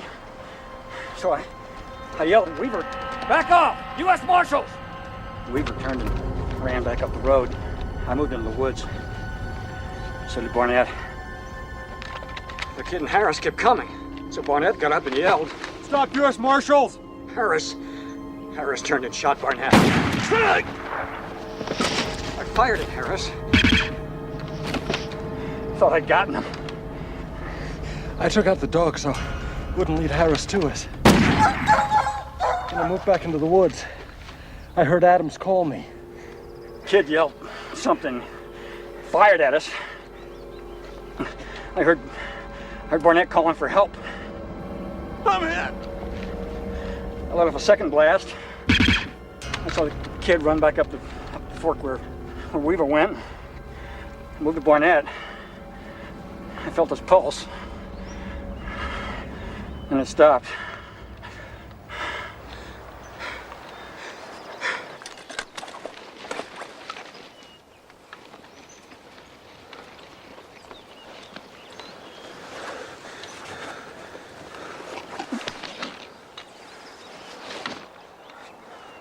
We gotta get him out of here.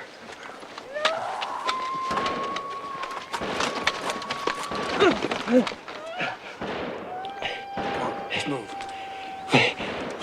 We can't leave him here. We're still under fire. Somebody's got to go for backup. I'm staying here with Danny. I'm not going anywhere. I'm not leaving you guys either. You have to. Take John. No, John needs to stay here. He's our only medic. Paul, you come with me.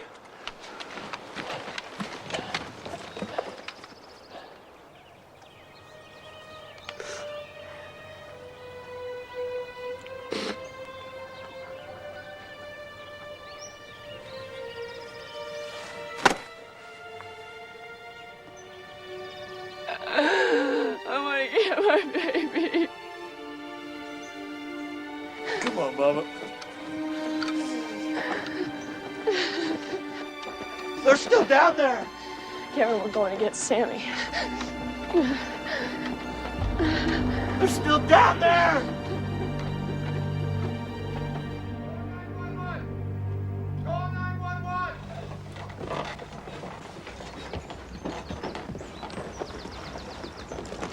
Call 911. Get the sheriff. What happened? Just call 911. Go watch the road in case I get by the boys.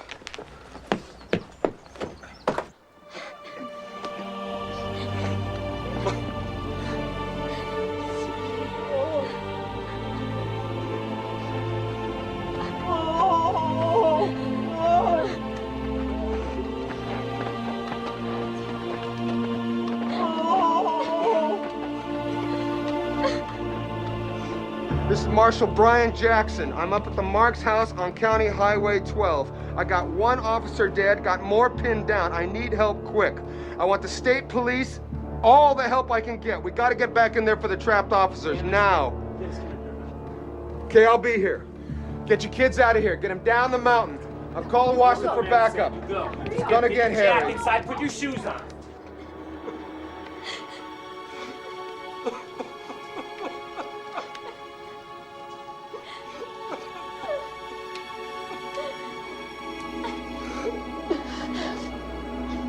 Yahweh, we offer you our only son. Please grant him perfect peace under the shelter of thy wing. My angel.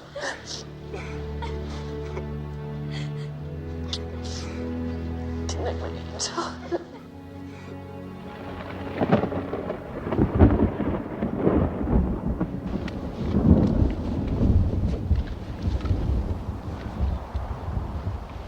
We gotta at least try to get him out of here. Weather's coming in on us. Come on, let's go.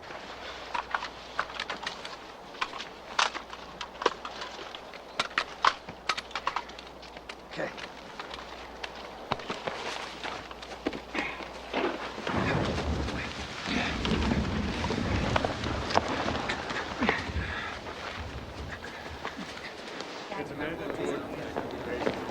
Richard Add with FBI Criminal Division. Hi, Richard. This is Earl Martins, who commands our hostage rescue team. Earl, this is Ross Jones of the Marshals Service. Good to see you again. Yeah. Look, based on the data that's coming in, this is the most dangerous group we've faced since the Whidbey Island shootout. They didn't think twice about firing on my men.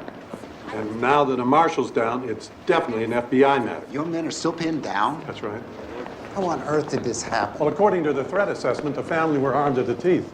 We thought that a small, tough group would be the way to go. Well, what went wrong? Well, we might have underestimated them. We made the same miscalculations in the past with the Aryans, and it always ends up with an officer down. I'm not making that same mistake again. Respond with massive force. Use both hostage rescue teams. Throw everything we've got against them immediately. The longer we wait, the greater the chances of my losing another man. How long will it take? Well, Jones and I can be on the private plane almost immediately. I'll have the HRT up there early in the morning, and let's hope the guys on the hill can hold out. All right.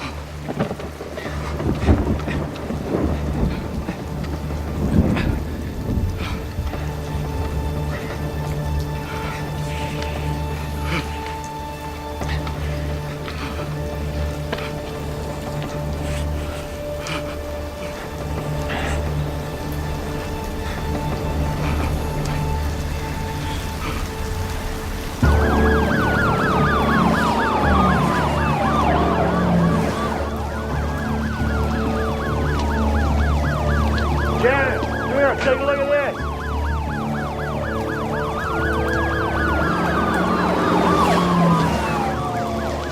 What do you reckon that's all about? I don't know. I think I'm gonna jump in the car and find out.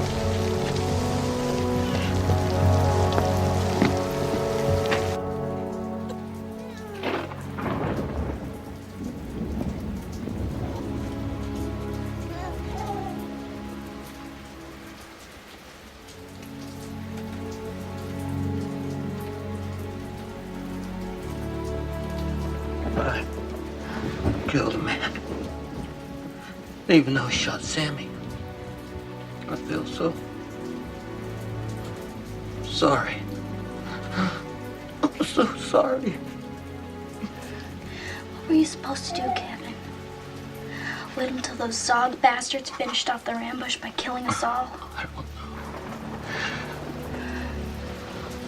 I gotta find out what's going on. Rachel, turn on that radio. Let's hear that 4 o'clock news. Good afternoon. Here is the Northern Idaho News. Today has seen violent death in the mountains near Naples, Idaho. U.S. Marshals claim a white separatist named Randall Weaver and his friend Kevin Harris attacked them from a pickup truck. Weaver opened fire from his pickup unprovoked. One marshal was hit and is presumed dead. This is unconfirmed because the federal officers are still pinned down under heavy fire on the Weaver land. Pinned down? Pickup truck? What the hell are they talking about? Zog liars. I only shot twice. What the hell's going on here? They're trying to cover because they murdered a 14-year-old boy. Listen.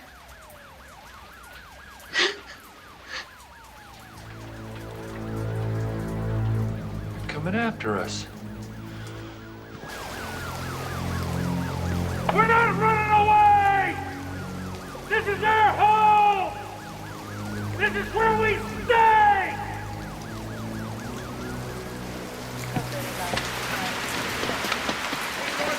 Are they down yet? No, They're still up there? What, are they pinned down?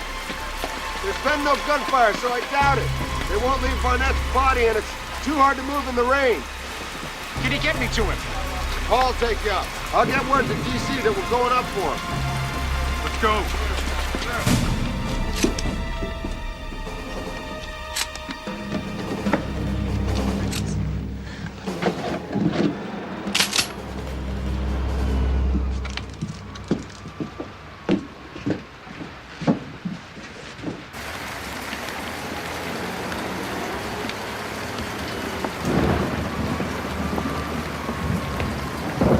Trucks. Heavy trucks. I can't see anything. They're down there. What the hell are they bringing in? Could be something under the Mark's place. Those traitors. Identify yourselves or I'll shoot! It's me, Paul! Come on. Chief! They cut Barnett down. They what? In cold blood? Well, I'd taken the dog out, I had to, but Barnett never got a shot off. Come on, let's get the hell out of here. Bring everything! Get him covered up. Keep that light going. Don't keep behind. Come on, let's go. Got it. Put it out.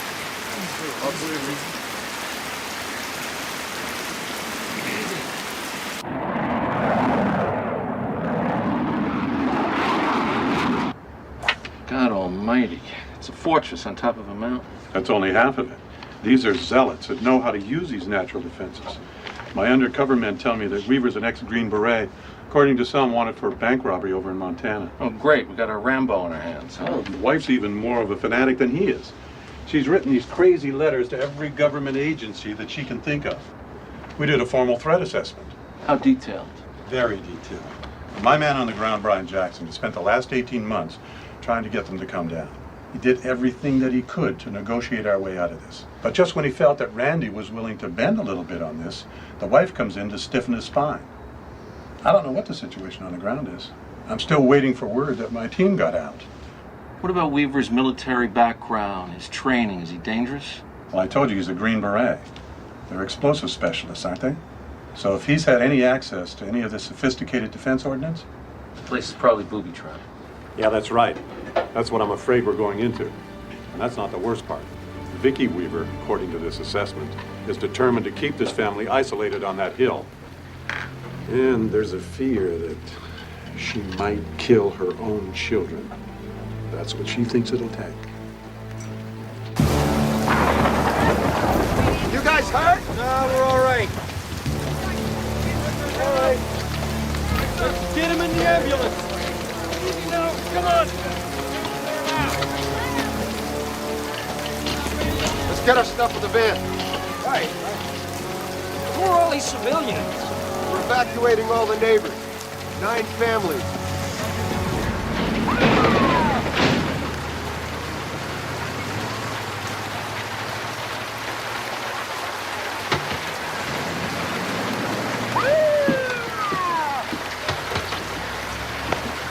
Lost, man. A real loss. Best man I ever knew. Just not right, is it? I mean, what the hell these people got against us? It's their government, isn't it? That's the problem nowadays. Everybody's got their own ideas about what the government ought to be. All we can do is get on with the job. Which makes us luckier than Danny. Finish the weapons check, Paul. They're gonna call Danny's wife. I thought you said Danny never got any shots off. He didn't? Then how come there's 7 rounds missing from his weapon?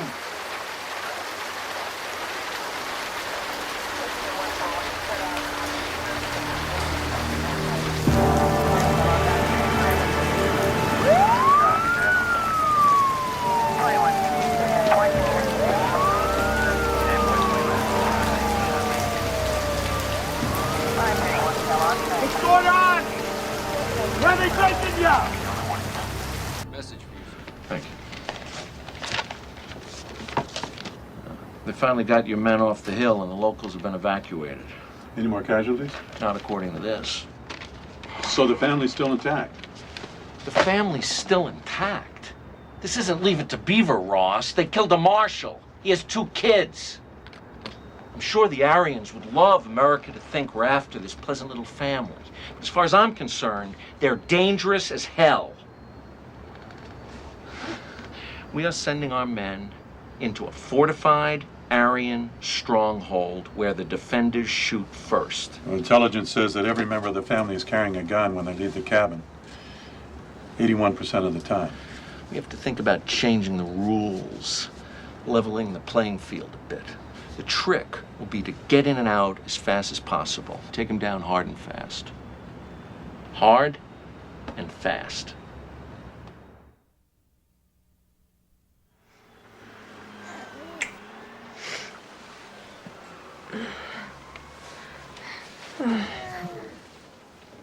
What time is it? It's just before sunup. Did you sleep? Oh, I was dreaming. A lot of dreams. What's happening?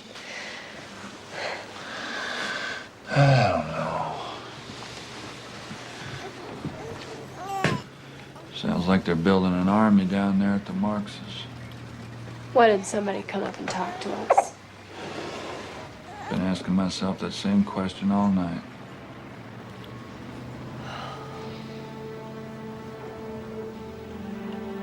Ma, you know,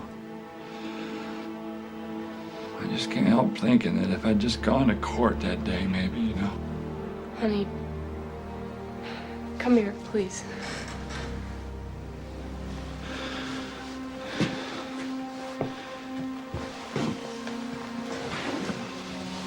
Megan, please don't blame yourself.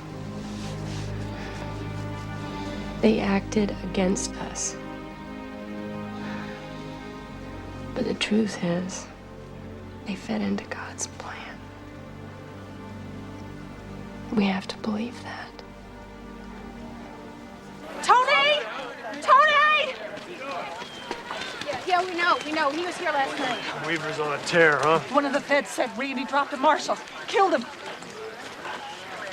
So he finally got his Armageddon, Oh, huh? they got marshals, they got state police, they even got National Guard up there. These guys will have Randy and Vicky signed, sealed, and delivered in body bags before anyone even hears about it. Jeez, come on now, Tony. He's your friend now. We gotta do something. Was. He told me to get off this property and never come back. Oh, that don't matter. We can't let this happen. Come on now, he's still our neighbor.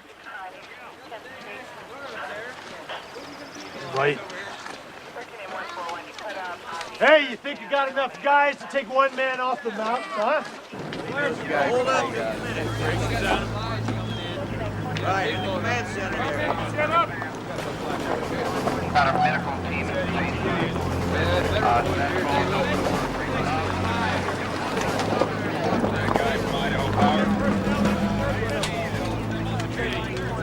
I want the area by the woods on the east secured.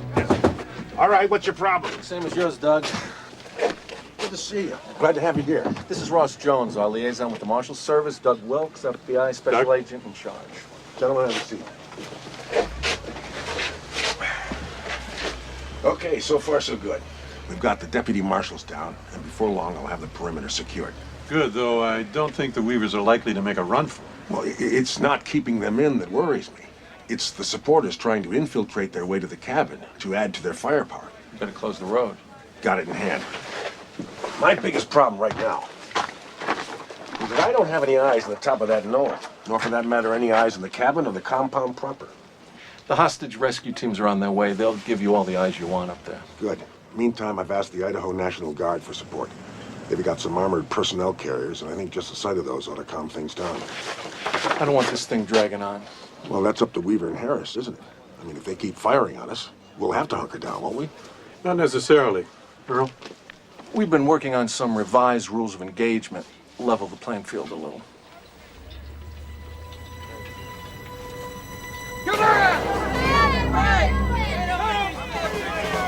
Look, what the hell's going on?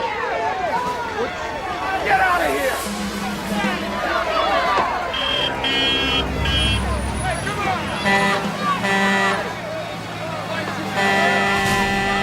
Welcome here!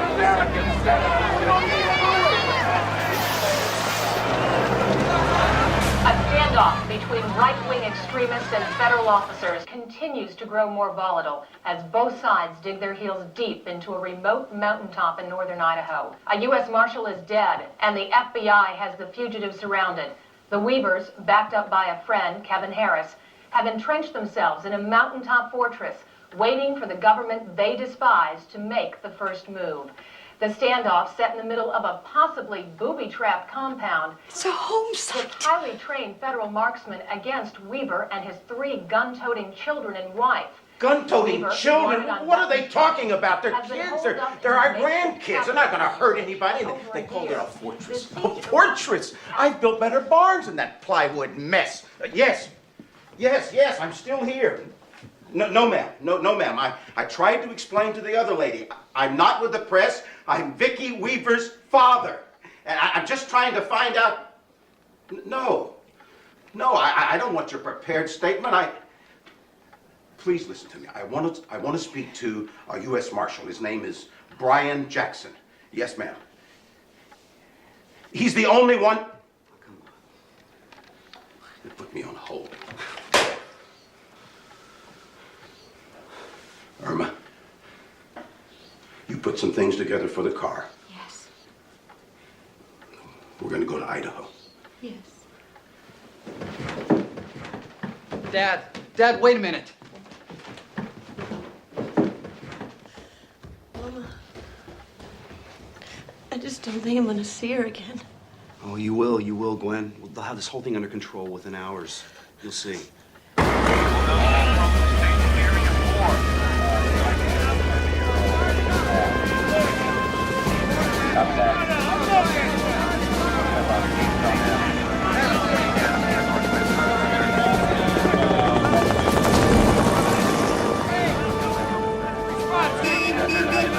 God!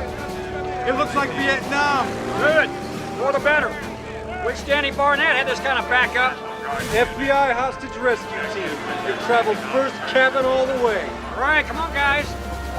You don't want to debrief us. Back up, Dave. Back up now. Okay, how's this? If any adult is seen with a weapon in the vicinity of where this firefight took place, then this individual could be the subject of deadly force. Could or can? What's the difference? Can is more specific, more definite. Good. Greater latitude for my hostage rescue team. But it still implies that they have to make a decision. And by the time they decide whether someone with a weapon can be neutralized or not, could be too late. What about the children? Children? These children are armed and as dangerous as any of the adults. Shouldn't we fire on anyone who's armed? I don't want my men compromised by a child. Then do we include the children in these revised rules? Well, I don't want to endanger children either, but I've got my men to worry about, and a rifle bullet kills, no matter how young the shooter is. Well, there's truth in that, but we still have to make a distinction. The children should only be subject to our standard rules of engagement, not to any of these new changes. Deadly force can only be used against the children if they threaten bodily harm. All right. Do we all agree that the new rules of engagement will read any agent can and should use deadly force against any armed adult? You all right with this? We got to get a clearance through Washington. I'll write out the exact wording and call it in. Who should I ask for? Get as high up the food chain as possible. If anyone's got a problem with this, get them back to us as soon as possible. Sniper insurgents will secure the perimeter. We've already been told what positions to go in. They'll secure the whole area. Over on this end, once the blue team is in place, we'll have the gold team backing up the blue team position. Is that clear? Finally, we've revised the rules of engagement. I want you to listen carefully. We're going to operate under this set of rules. If any adult in the compound is observed with weapons after the demand for surrender is made, deadly force can and should be used to neutralize this individual. If any adult male is observed with a weapon prior to the announcement, deadly force can and should be employed if a shot can be taken without endangering the children. If compromised by the dog can be taken out. If any subjects other than Randy, Vicky, or Kevin Harris present a threat of death or grievous bodily harm, normal FBI rules of deadly force apply. Any questions? Yes, sir. By any other subjects, does that mean the children? Any other subjects. That's the wording approved by Washington. All right, we move out in 10 minutes. Let's go.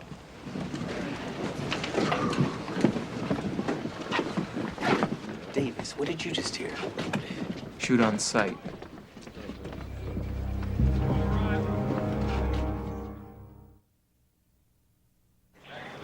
Leave the cabin here. Blue team here. Gold team here. Not working. What do you need to do? Just take it. First recon. You think we gotta help them? No, we've been up there. They don't want to hear it. Readjust. Come on. Right? Let's get out of here. Hey, guys! This is Agent Stanfield. He's the hostage team negotiator. Before the incoming hit, did you try and talk to him? Didn't get a chance. As soon as I ID'd myself as a marshal, I started firing. Just like that. No way to fall off the fired first, was it?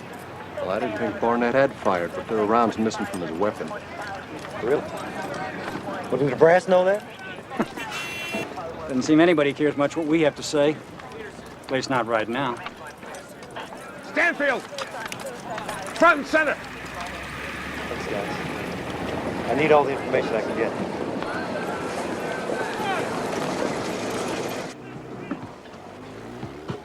Got a response from Washington to our operational plan. They notice that there's no provision for negotiation. Yeah, so did I. I'd have thought you'd be happy not to get thrown in up there. Well, it's my job, sir. Well, they deserve a chance to be talked down. Well, we'd like you to work out a provision for negotiation. I'll get right on it. What if they offer us a deal? What kind of deal? One where they haul you in front of some Zog court and frame you for that dead son of a bitch Marshall? What if, say, just one of them gets in our sights? He's armed? Yeah. Well, I say we wait. What we need to do is isolate Weaver and Harris at the same time. If we get one of them, it still leaves them with enough firepower to kill our guys. They want to get us outside alone. Try to kill us off one at a time so they can bury the evidence. They're gonna try to isolate us from each other. Mom's right. They'll try to isolate us and pick us off one at a time. We've got to keep at least in pairs. That's right, girl. Okay, so that's the deal then. When you see one of them, hold your fire. Don't make a move until another one joins them. Otherwise, we'll never get the other side of the house. We'll wait till we see them together then.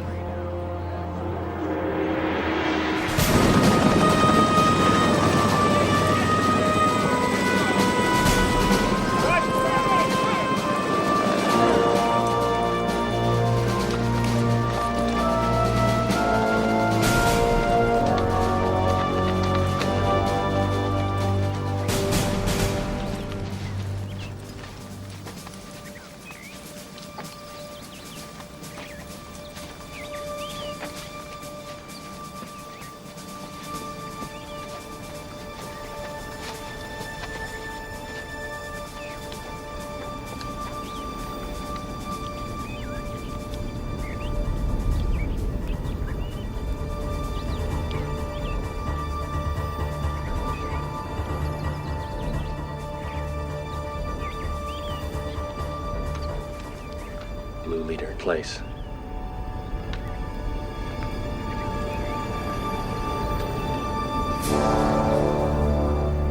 I'd have thought they'd have made their move by now. It's gotta be about 6. Maybe they're waiting for tomorrow.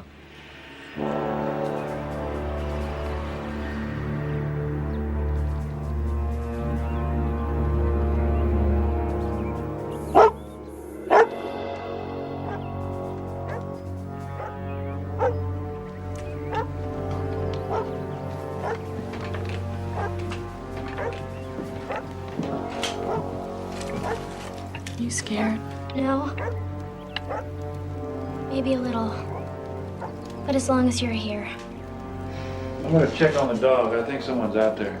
I'm going with you. Me too. Well, come on then.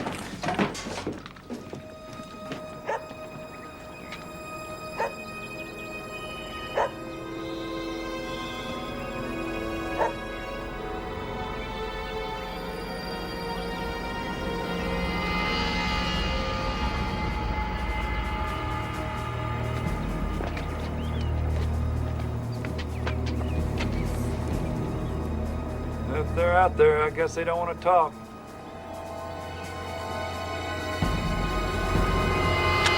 I want to see Sammy again.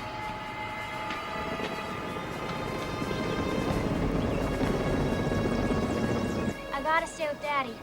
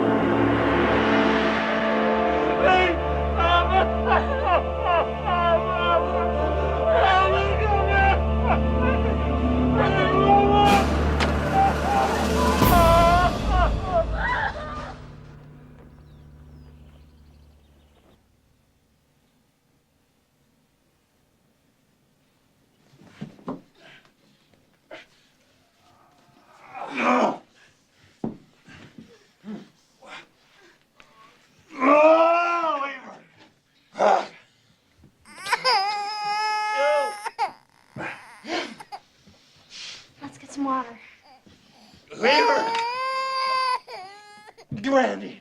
Oh, it hurts so bad. Shoot me, please. Shoot me, please. Oh, Weaver. Ah. You got one good arm. You're gonna have to do it. Sarah, help me with these curtains. Come on.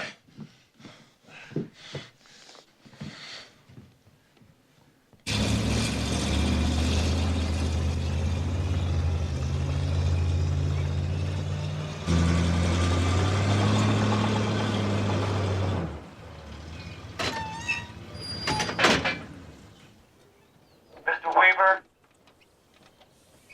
this is Dwight Stanfield of the FBI. You should understand that we have warrants for the arrest of yourself and Mr. Harris. I would like you to accept the telephone so that we can talk and work out how you will come out of the house without further violence. I would like for you or one of your children to come out of the house, take the telephone, and return to the house.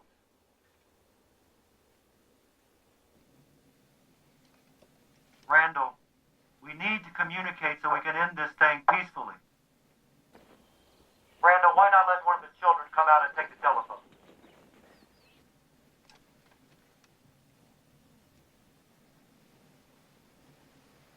Try the wife. The threat assessment is that she's the real head of the gang anyway.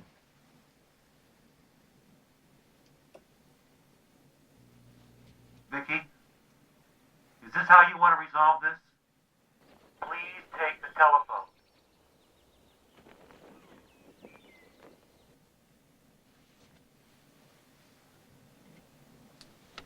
All right, let's go.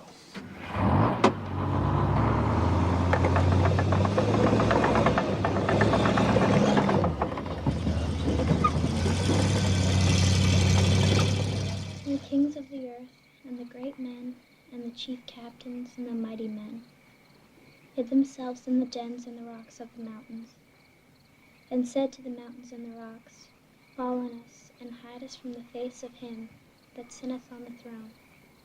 For the great day of his wrath is come, and who shall be able to...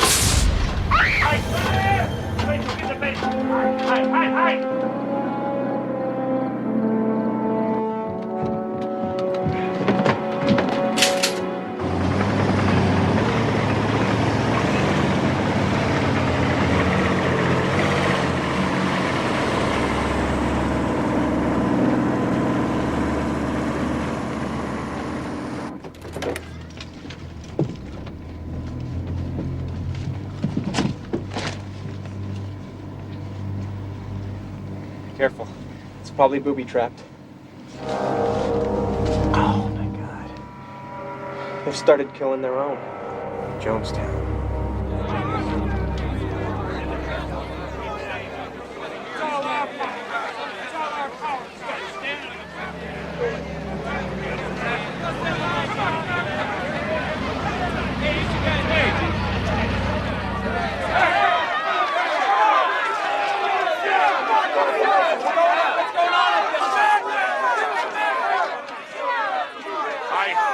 I have a short statement to make.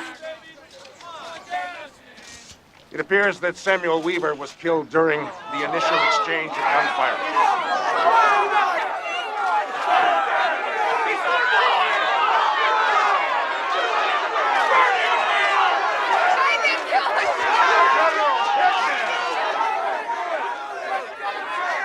Samuel's death is a tragedy, as is the death of Deputy Barnett.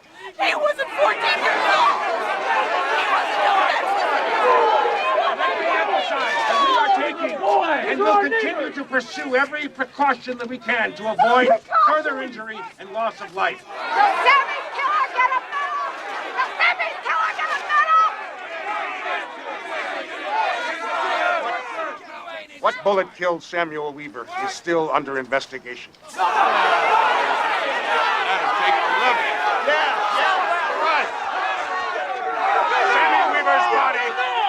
Taken for an autopsy. A government autopsy! We're really gonna believe a government autopsy! The results will be made public. That is all. Thank you.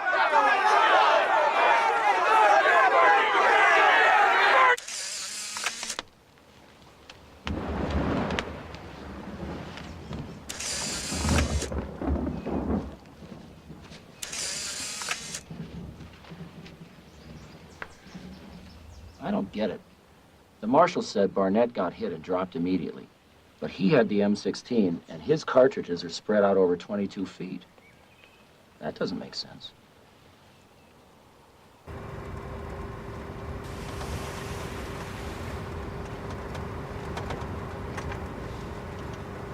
Hey, stop your car! Come on, man! Get out and join us! Wait! Come on, man! Come on! Join the white power! Who are all these people?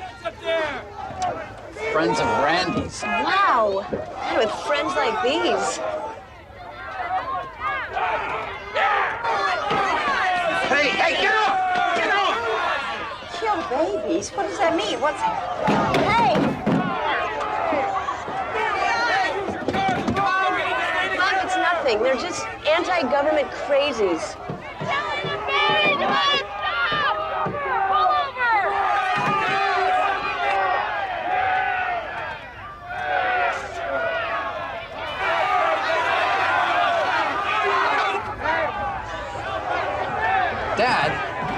Dad, what are you doing? I don't want any part of this. Help us out! Don't leave! Help us out! You're gonna get a motel and call Brian Jackson. He'll tell us what to do. We'll get to the bottom of this.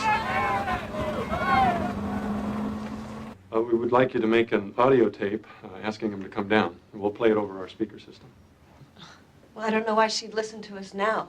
I mean, everything she's afraid of has been happening. I don't know how this could happen. That's my daughter up there. She's no killer. I need to hear this from Brian Jackson. I've talked to him before on the telephone, and I trust him. There's no offense. None taken. I'm just an FBI agent who's been sent in on this, Mr. Coulter. I don't expect you to trust me, but we need you. Well, I don't think we have any objection to making a tape. Well, I'm glad to hear that, sir. Oh, and we would like something else, too. We need a layout of the furniture inside the cabin. I understand you know it. What? What layout? What for? What are you going to do? Go up there and rush them? I mean, why? Why do you need a layout? Well, once they're out of there, we're worried about booby traps. And a sense of what's where might help us figure out where the danger areas are. Booby traps? Have you people lost your minds? They're a family. Do you understand? They are a family with a little baby crawling around. Do you think that they're going to booby trap their own home with the baby in it? I understand, and I apologize. I'll talk to you folks later. Thank you.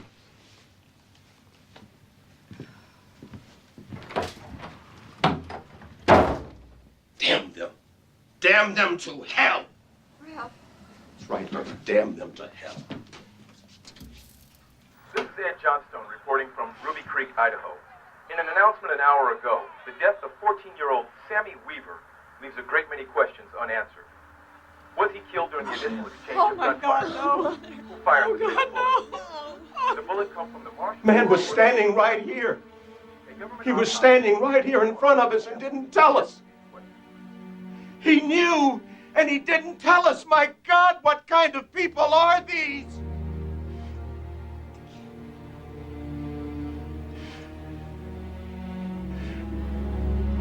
Irma. Oh, God, Irma. They've killed our little boy. Oh, God. Oh, God, have mercy. Vicky was right. Vicky was right. These are the photos of Barnett's spent rounds at the Y. Yes, sir. You sure they're Barnett's? There's no other explanation. Okay, thank you. Keep us posted.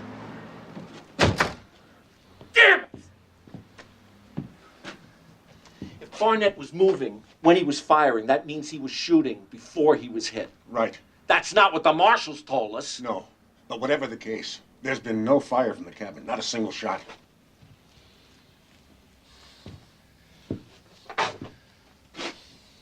Then our revised rules of engagement are no longer justified.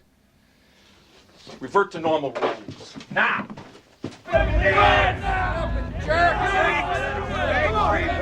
Just a bunch of whips.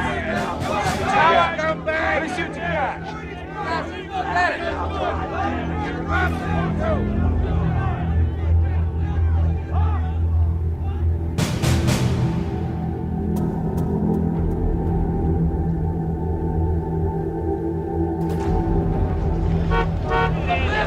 Now we're seeing some action. Who is it? Green Beret. Reinforcement. Oh, Grace is here. The next president of the United States. Go. Go.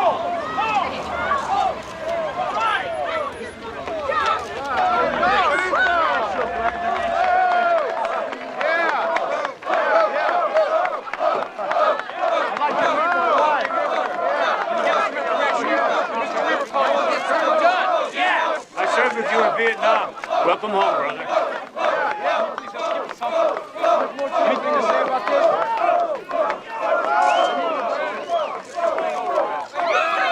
Name's Grites. G-R-I-T-Z. Grites.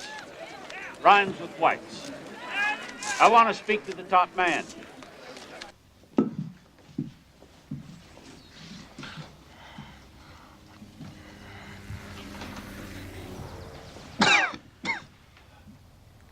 It's hot in here. Kevin, are you all right? Are you okay? I think I'm a little hungry. I'll get you something to eat. What day is it? Wednesday. Wednesday, and they haven't finished us off yet. All in their own good time. What's that awful smell?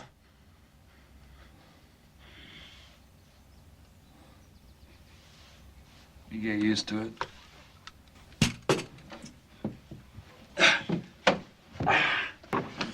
Here. Drink that.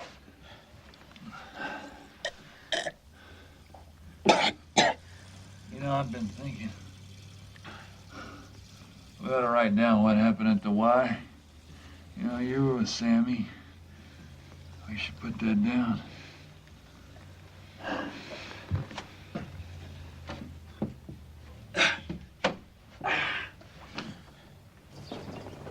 Behind every strong man there's a good woman. Please, Mrs. Weaver, support your husband by coming out. Are the children all right? Can we get some milk for Elizabeth? It's Alicia, but you son of a bitch, you bastard. Randall, I understand your concern about the telephone. And I can also understand why you might not want to step out on the front porch. We don't answer these bastards. Never. And screw them. You okay, Weaver? Yeah, I'm all right. I'm just tired. Haven't slept in days. You have nothing to worry about. Get the hell out of here! He said something. Randy, say again. I can't hear you. Screw you, you mother and cake bastards! Can't understand it, can you? No. Randy, say again. We gotta write the truth down. Mom would have seen to that. Sarah? Sarah, you gotta write it down, honey. You gotta write it down. Here. You gotta write it down and you gotta find a place to hide it, because they're gonna come in here and they'll destroy the evidence. I've been thinking about it. I know just the place. I'll hide it inside a sanitary napkin.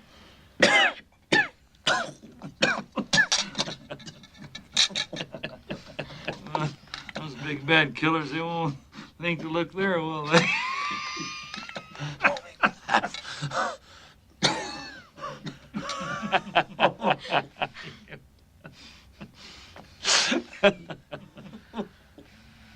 Okay. All right, here it is. To all our white brethren.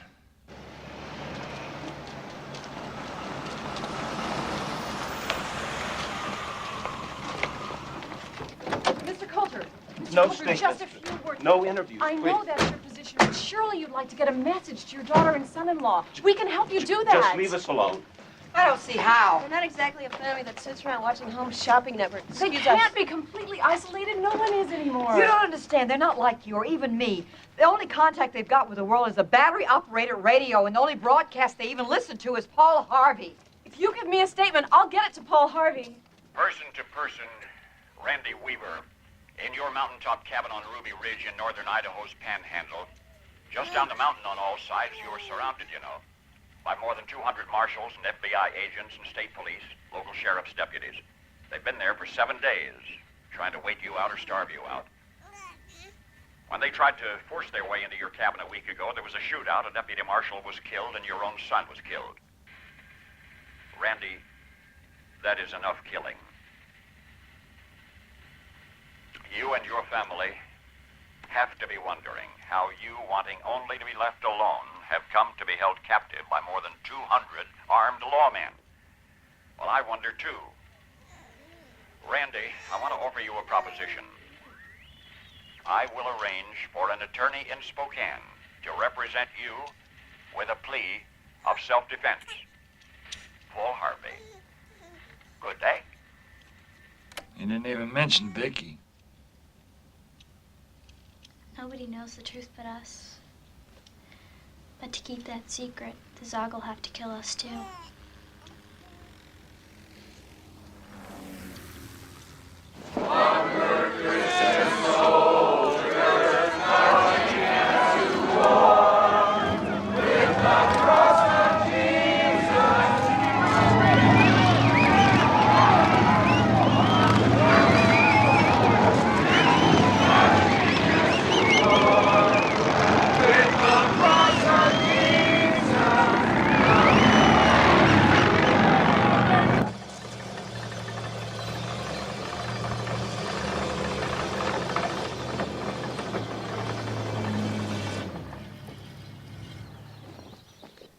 Randall, this is Bo Greitz.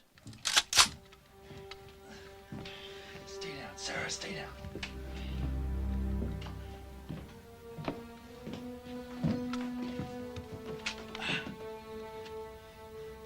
Bo?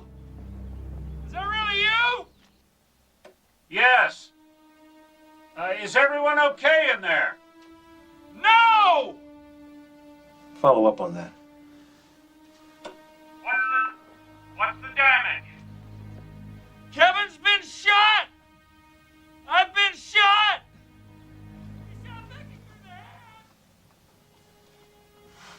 What did he say? I'm not sure. I think he said Vicky's dead. We've been calling out to her for 7 days. I'm getting out. I gotta get closer. Wait, we don't have a contingency, Bo. We haven't talked about this.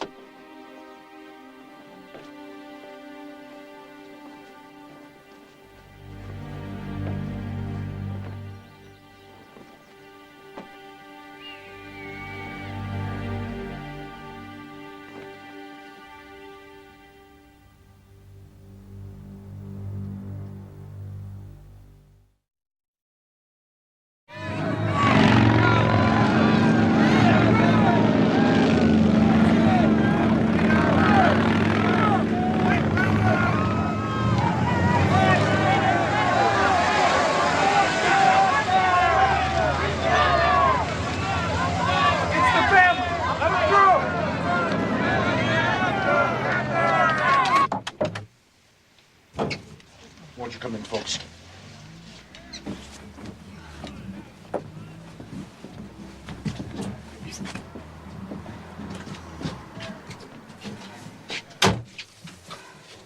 Thanks for coming. I'm Special Agent Wilkes, FBI. Would you like to sit down? No, we're fine. I've got some good news and I've got some bad news. We've played your tapes, and they've helped out a great deal. And we're now talking to Randy, and we think the standoff's going to be over real soon. He's agreed to let Bogreitz into the cabin to bring some food and to help organize things. The girls are all okay. And although Randy and Kevin have been injured, they're going to make it through just fine. I'm afraid that, Bad news.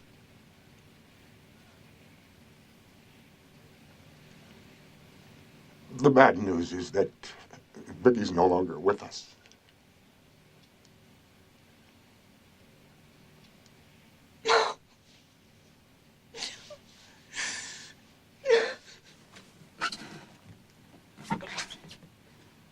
No, no, no.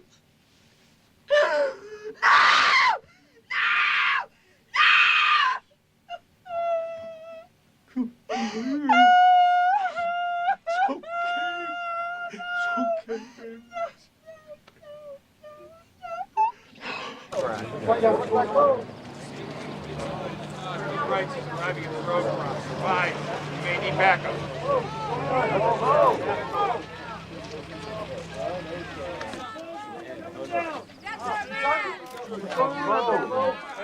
What'd you find out?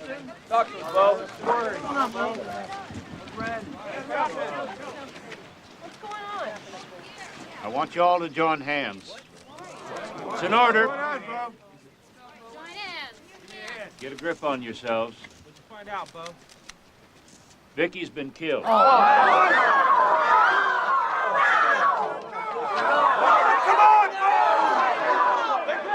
Great woman, a pioneer woman, has had her life taken. But she is in God's hands, even as we speak. How many more are gonna die? There's a bureaucrat up there who's guilty. Come to me! Somebody will be brought to the bar of justice. For now, I want you to stay calm. I want you to pray and think of Vicky. Our Father, who art in heaven, hallowed be thy name. Thy kingdom come. Let's go to the That's not the way to go. No, I need your help here. Forgive us our trespasses, as we forgive those who trespass against us. Don't you see, Randy? Kevin's gonna die if you don't get him out of here. And Vicky...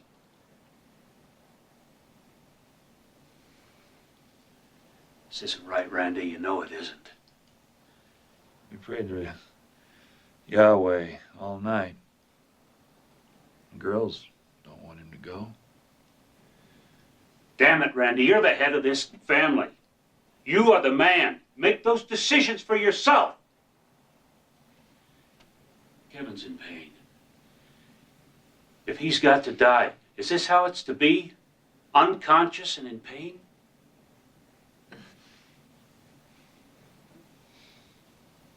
I ask you, Randy, Green Beret to Green Beret. Is that the way for a warrior to die? Randy, if Kevin dies, there'll be no witness to Sammy's death, except on their side. Sammy will never get justice. I'm just so tired, Bo. I know. You need some sleep. We can fight this battle, Randy.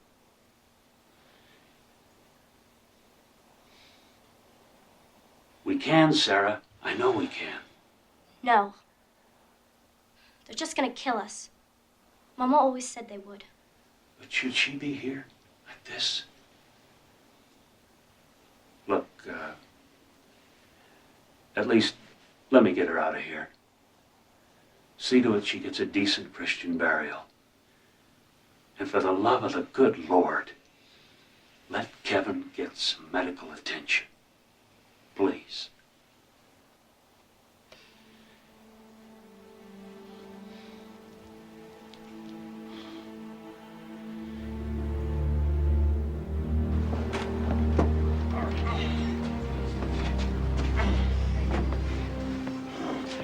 They coming out? Just Kevin and Vicky's body. Sarah wants to stay and die in there. What about the rest of them? Tomorrow's another day.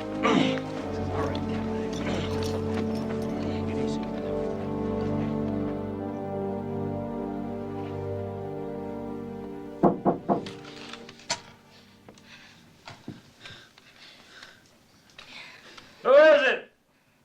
It's me, Randy, Bo. Bo?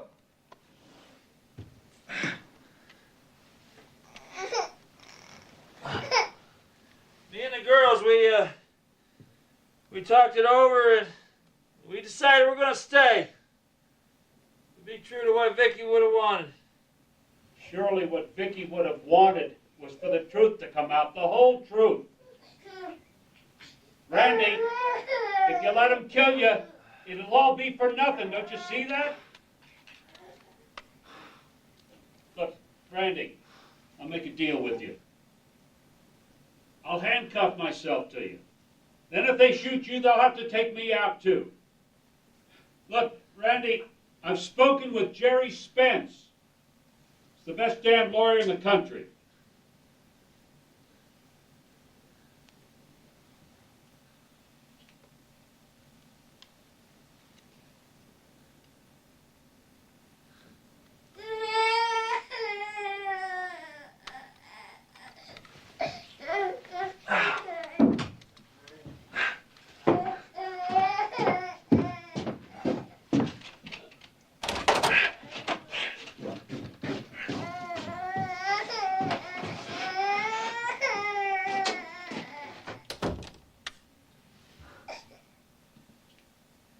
Maybe we should wait until the Feast of Trumpets.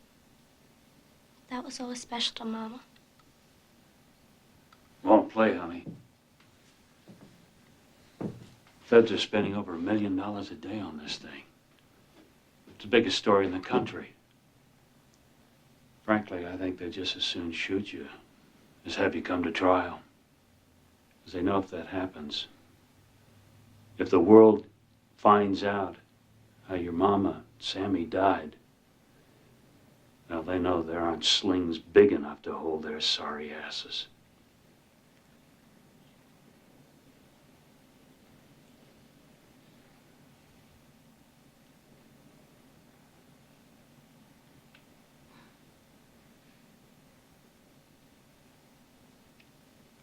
Can you give us a few minutes to straighten up the cabin? Mama wouldn't want anybody to see it this messy. Sure, honey.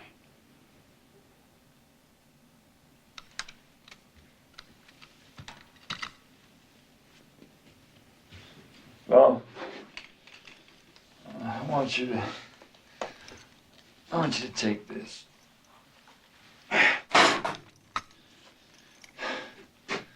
I don't want them to get it.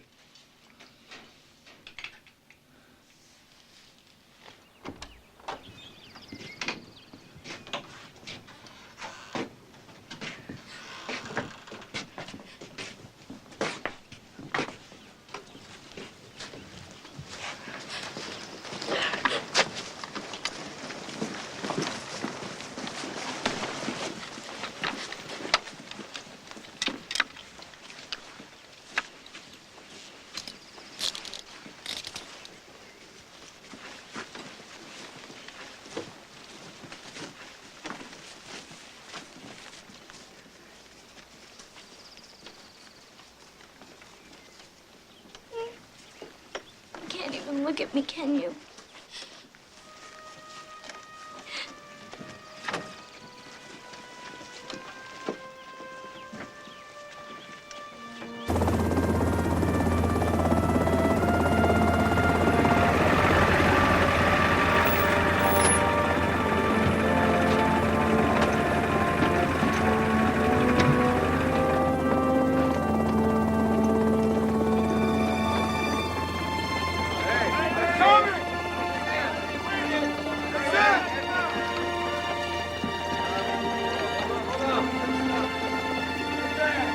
All this for one family.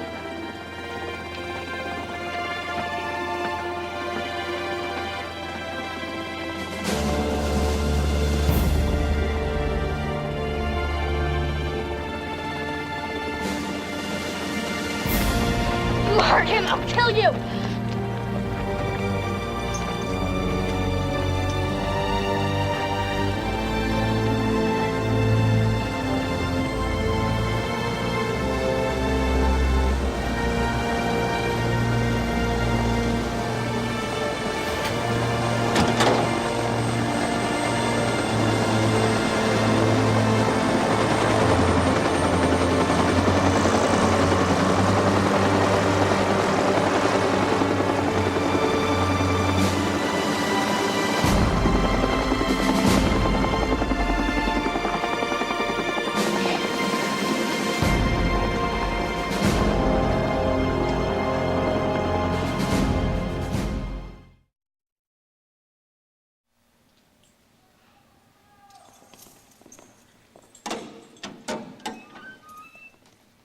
Randy Weaver. My name is Jerry Spence. I'm your lawyer. You? That's right. I'm from Wyoming. I dress the way I want to. Any problem with that? No. Good. This is my associate, Stan Kennedy. This very lawyer-looking fellow here, Arthur Thorpe. Now, I want to make one thing clear right off, Randy. I don't hold with any of your beliefs. Don't wholly agree with any of them. But this isn't going to be a trial about your beliefs, not if I can help it. This is about whether a citizen is protected by the Constitution of this land, about whether he's entitled to believe what he wants, without worrying about some fat bureaucrat in Washington stepping in and killing him for it. We intend to make sure the jury considers the legal charges against you, not your religion. Isn't that why they came after us in the first place? Yes, and that's why they're wrong. And that's why they're going to lose this case, you hear? Now, Randy, when you walk out here a free man, I'm going to celebrate. Not because I agree with you, in spite of it. I can't go against everything I believe. Everything I know to be true. That'd go against Vicky's memory. Look at me. One last time. I don't give a damn what you believe. Hell, I got relations that are Jews. Randy, I got relations that are African Americans. That's right. Family. So we play by my rules, or I find myself another game. Well, if we don't put her on the stand, you can be damn sure they won't. That poor girl. She would bring any jury to tears. Are you crazy? Now, what makes you so sure? You'll see. If you let me practice, sir. Now, Sarah, you understand this is just practice and that I'm playing the prosecutor. Yes, sir. And you have to answer every question as if you were under oath. Do you understand that? Of course. I'd never lie. I've sworn in the Bible. Good. Okay, let's give it a try. Now, Sarah, you wore a swastika as part of your everyday existence, didn't you? Yes, sir. You think that's a pretty neat thing to wear, don't you? Yes, sir. And did you help your father steal some water pipe from a neighbor, Roy Marks? Yes, sir. And did you think it was okay to march in front of the Marks' house and call their kids niggers? Yes, sir.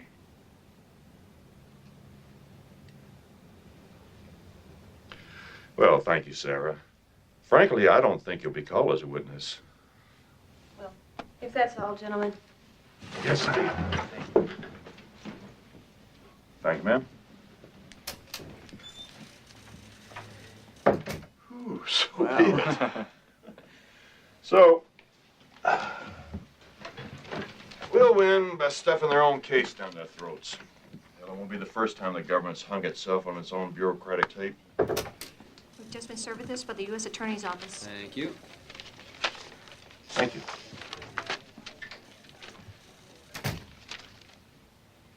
Well, they want Randy on the weapons charge and failure to appear at trial. They're charging both Randy and Kevin with murder one.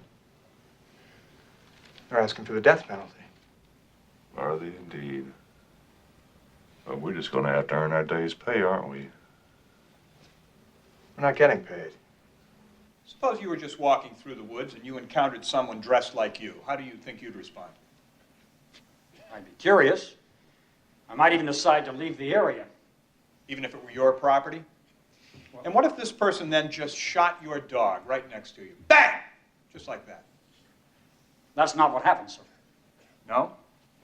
Well, tell us this. That's a very heavy weapon you have. A 9mm machine gun with a suppressor. Why would you need a weapon like that? No reason. Really? You carried a heavy weapon, one that's ineffective at long ranges, by accident? And was it an accident that you threw rocks at the dog? Just to see what he'd do. Really? Now, surely you wanted to lure that dog up the side of the hill so you could take him out. Objection, Your Honor. Sustained.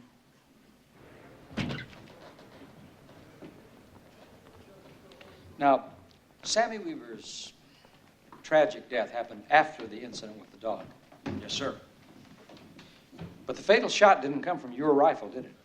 No, sir. It wasn't until after we were fired upon, until after Marshal Barnett was hit, that fire was returned. So it was a purely defensive move? Yes, sir. And Danny Barnett was hit. I went to him. He took his last breath in my arms.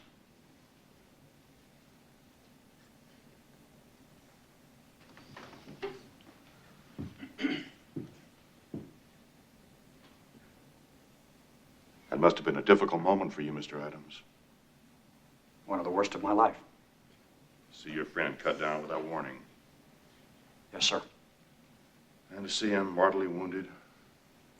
Yet, according to your testimony, it was after this that Sammy was shot. Well, yes. And you later discovered that Danny Barnett had managed to fire off 7 rounds. Yes, so I was told. So you would have us believe that Marshal Barnett, mortally wounded, paralyzed, fired after he had first been fired upon. That those rounds, whose spent shells were spread out over several yards, were therefore fired by a dying man who was on the move. And that Sammy, a boy so young that his voice had yet to break, was shot in the back as a defensive move by a mortally wounded man who was able to fire while on the run. Objection, Your Honor. Cause for speculation by the witness. Sustained.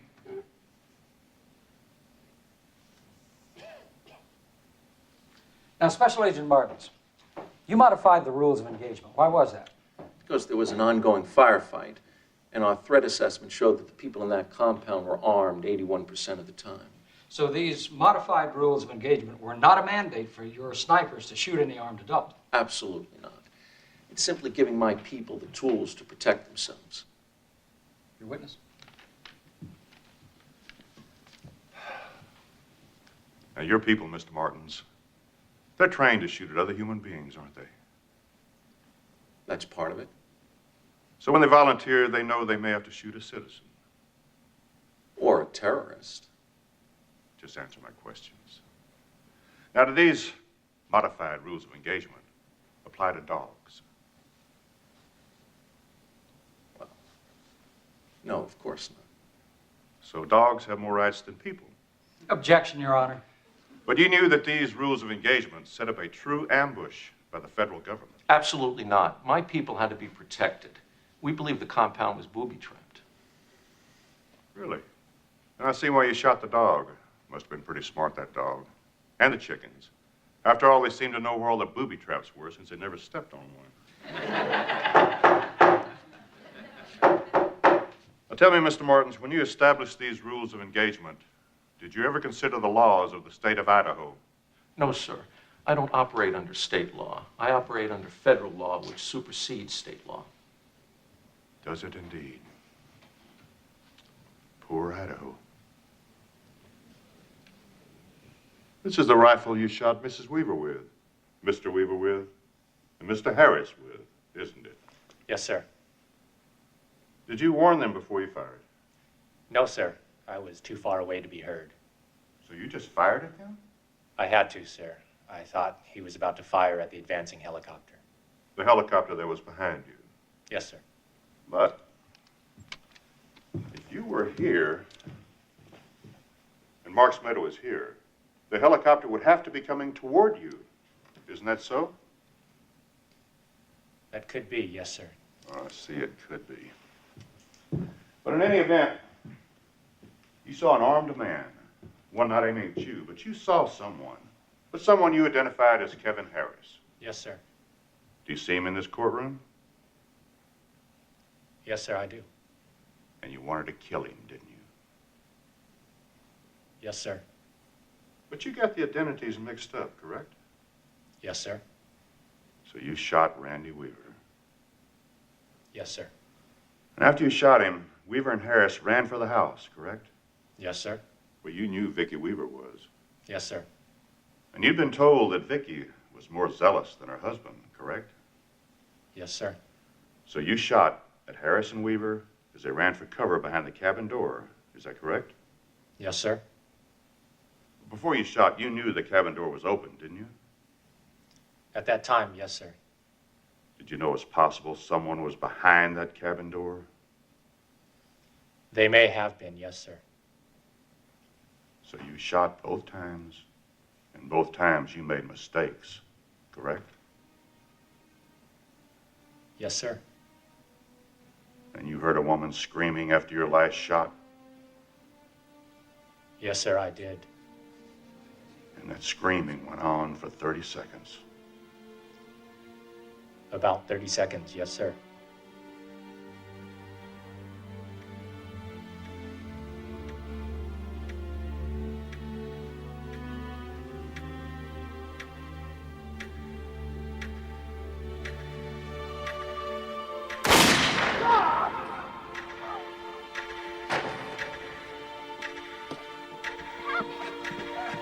What happened? What happened? I've been shot, Ma! You bastard!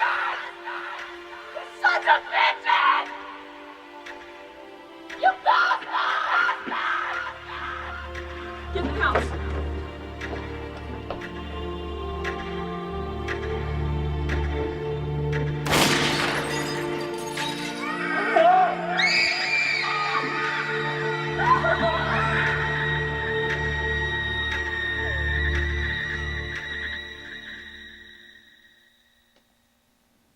You've heard several witnesses say, out of the mouth of Mr. Weaver, that Armageddon, that the Great Tribulation, is going to take place on his own doorstep.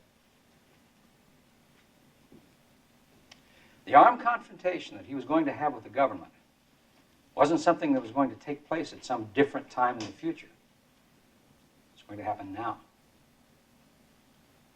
He said that because of the hatred he had for government and his resolve, together with that of his wife, to defy those laws and to resist with violence.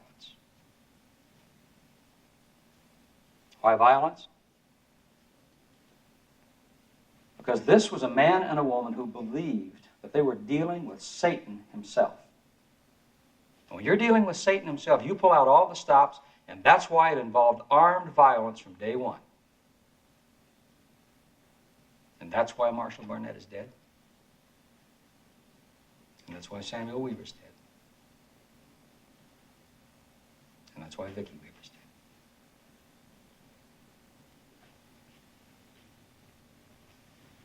dead. Your summation is dispensed.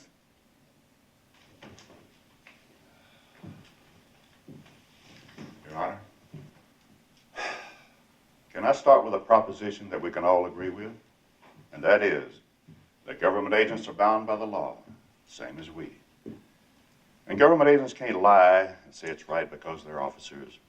And they can't persecute people, and they can't entrap people. They can't state the wrong law. And they can't use their huge forces and their power just because they are federal officers.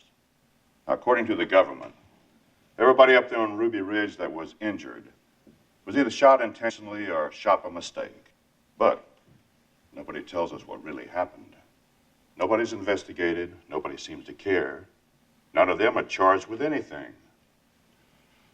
All they want you to do is just forget about it, set it aside, sweep it under the carpet, and do away with that man. A man who lived in a little house in Idaho, wanted to be left alone. Wanted to raise his kids, didn't want anybody to bother him. I will tell you what Randy Weaver is guilty of. Randy, you are guilty of being one stubborn mother. And you're guilty of being afraid. And aren't we all guilty of being afraid? I want to talk to you now about punishment. Randy Weaver would willingly go to the penitentiary for the rest of his life if he could have his boy back, if he could have Vicky back. Hasn't this man been punished enough? Doesn't this horror have to end sometime? Shouldn't it end with you? And shouldn't it end without having to compromise? Shouldn't you as a jury have the courage to stand up and say, that's it, that's enough? The government has overexercised their power. Now I ask you to do that, here and now. Thank you for your time.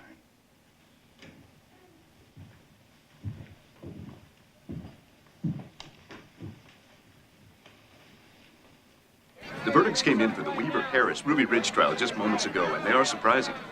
Kevin Harris, acquitted on all charges, even though he admitted he shot the marshal. And Randy Weaver, guilty only on the failure to appear charge and the charge of the commission of a crime while on pretrial release. Now that means that the jury obviously believed it. I think that's the foreman of the jury coming out now.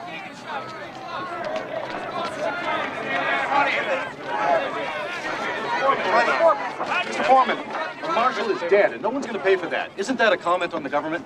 Well, it may be a comment on the government's techniques. Without due process, without fairness, there should never be a finding of guilt. But don't get the idea that this jury identified in any way with Mr. Weaver's beliefs. We don't. It's like Jerry Spence said, we had to find him innocent in spite of his ideas, not because of them. Well, what about the weapons charge, selling this order of shotguns? Well, that seemed like entrapment to us. Look, if the federal government really wants to put a stop to what's going on out there, and there's a lot of us who think they should, they're going to have to do it the right way. Excuse me. Mr. Foreman! I've been given a tip that Randy Weaver is being drawn out the back door of the courthouse. Let's go run back and get him.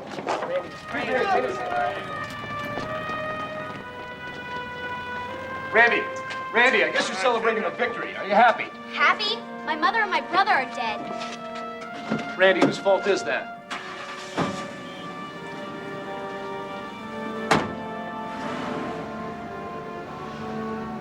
In August 1995, the United States government settled a claim brought by the Weavers by paying them $3.1 million. In settling with the Weavers, the government did not acknowledge any wrongdoing. In March 1996, the 6 marshals involved in the shootout were presented the Marshal Service's highest award for valor for their actions at Ruby Ridge. Randy Weaver and his 3 children returned to Iowa, where Vicky's family resides. The Weaver cabin still stands on Ruby Ridge.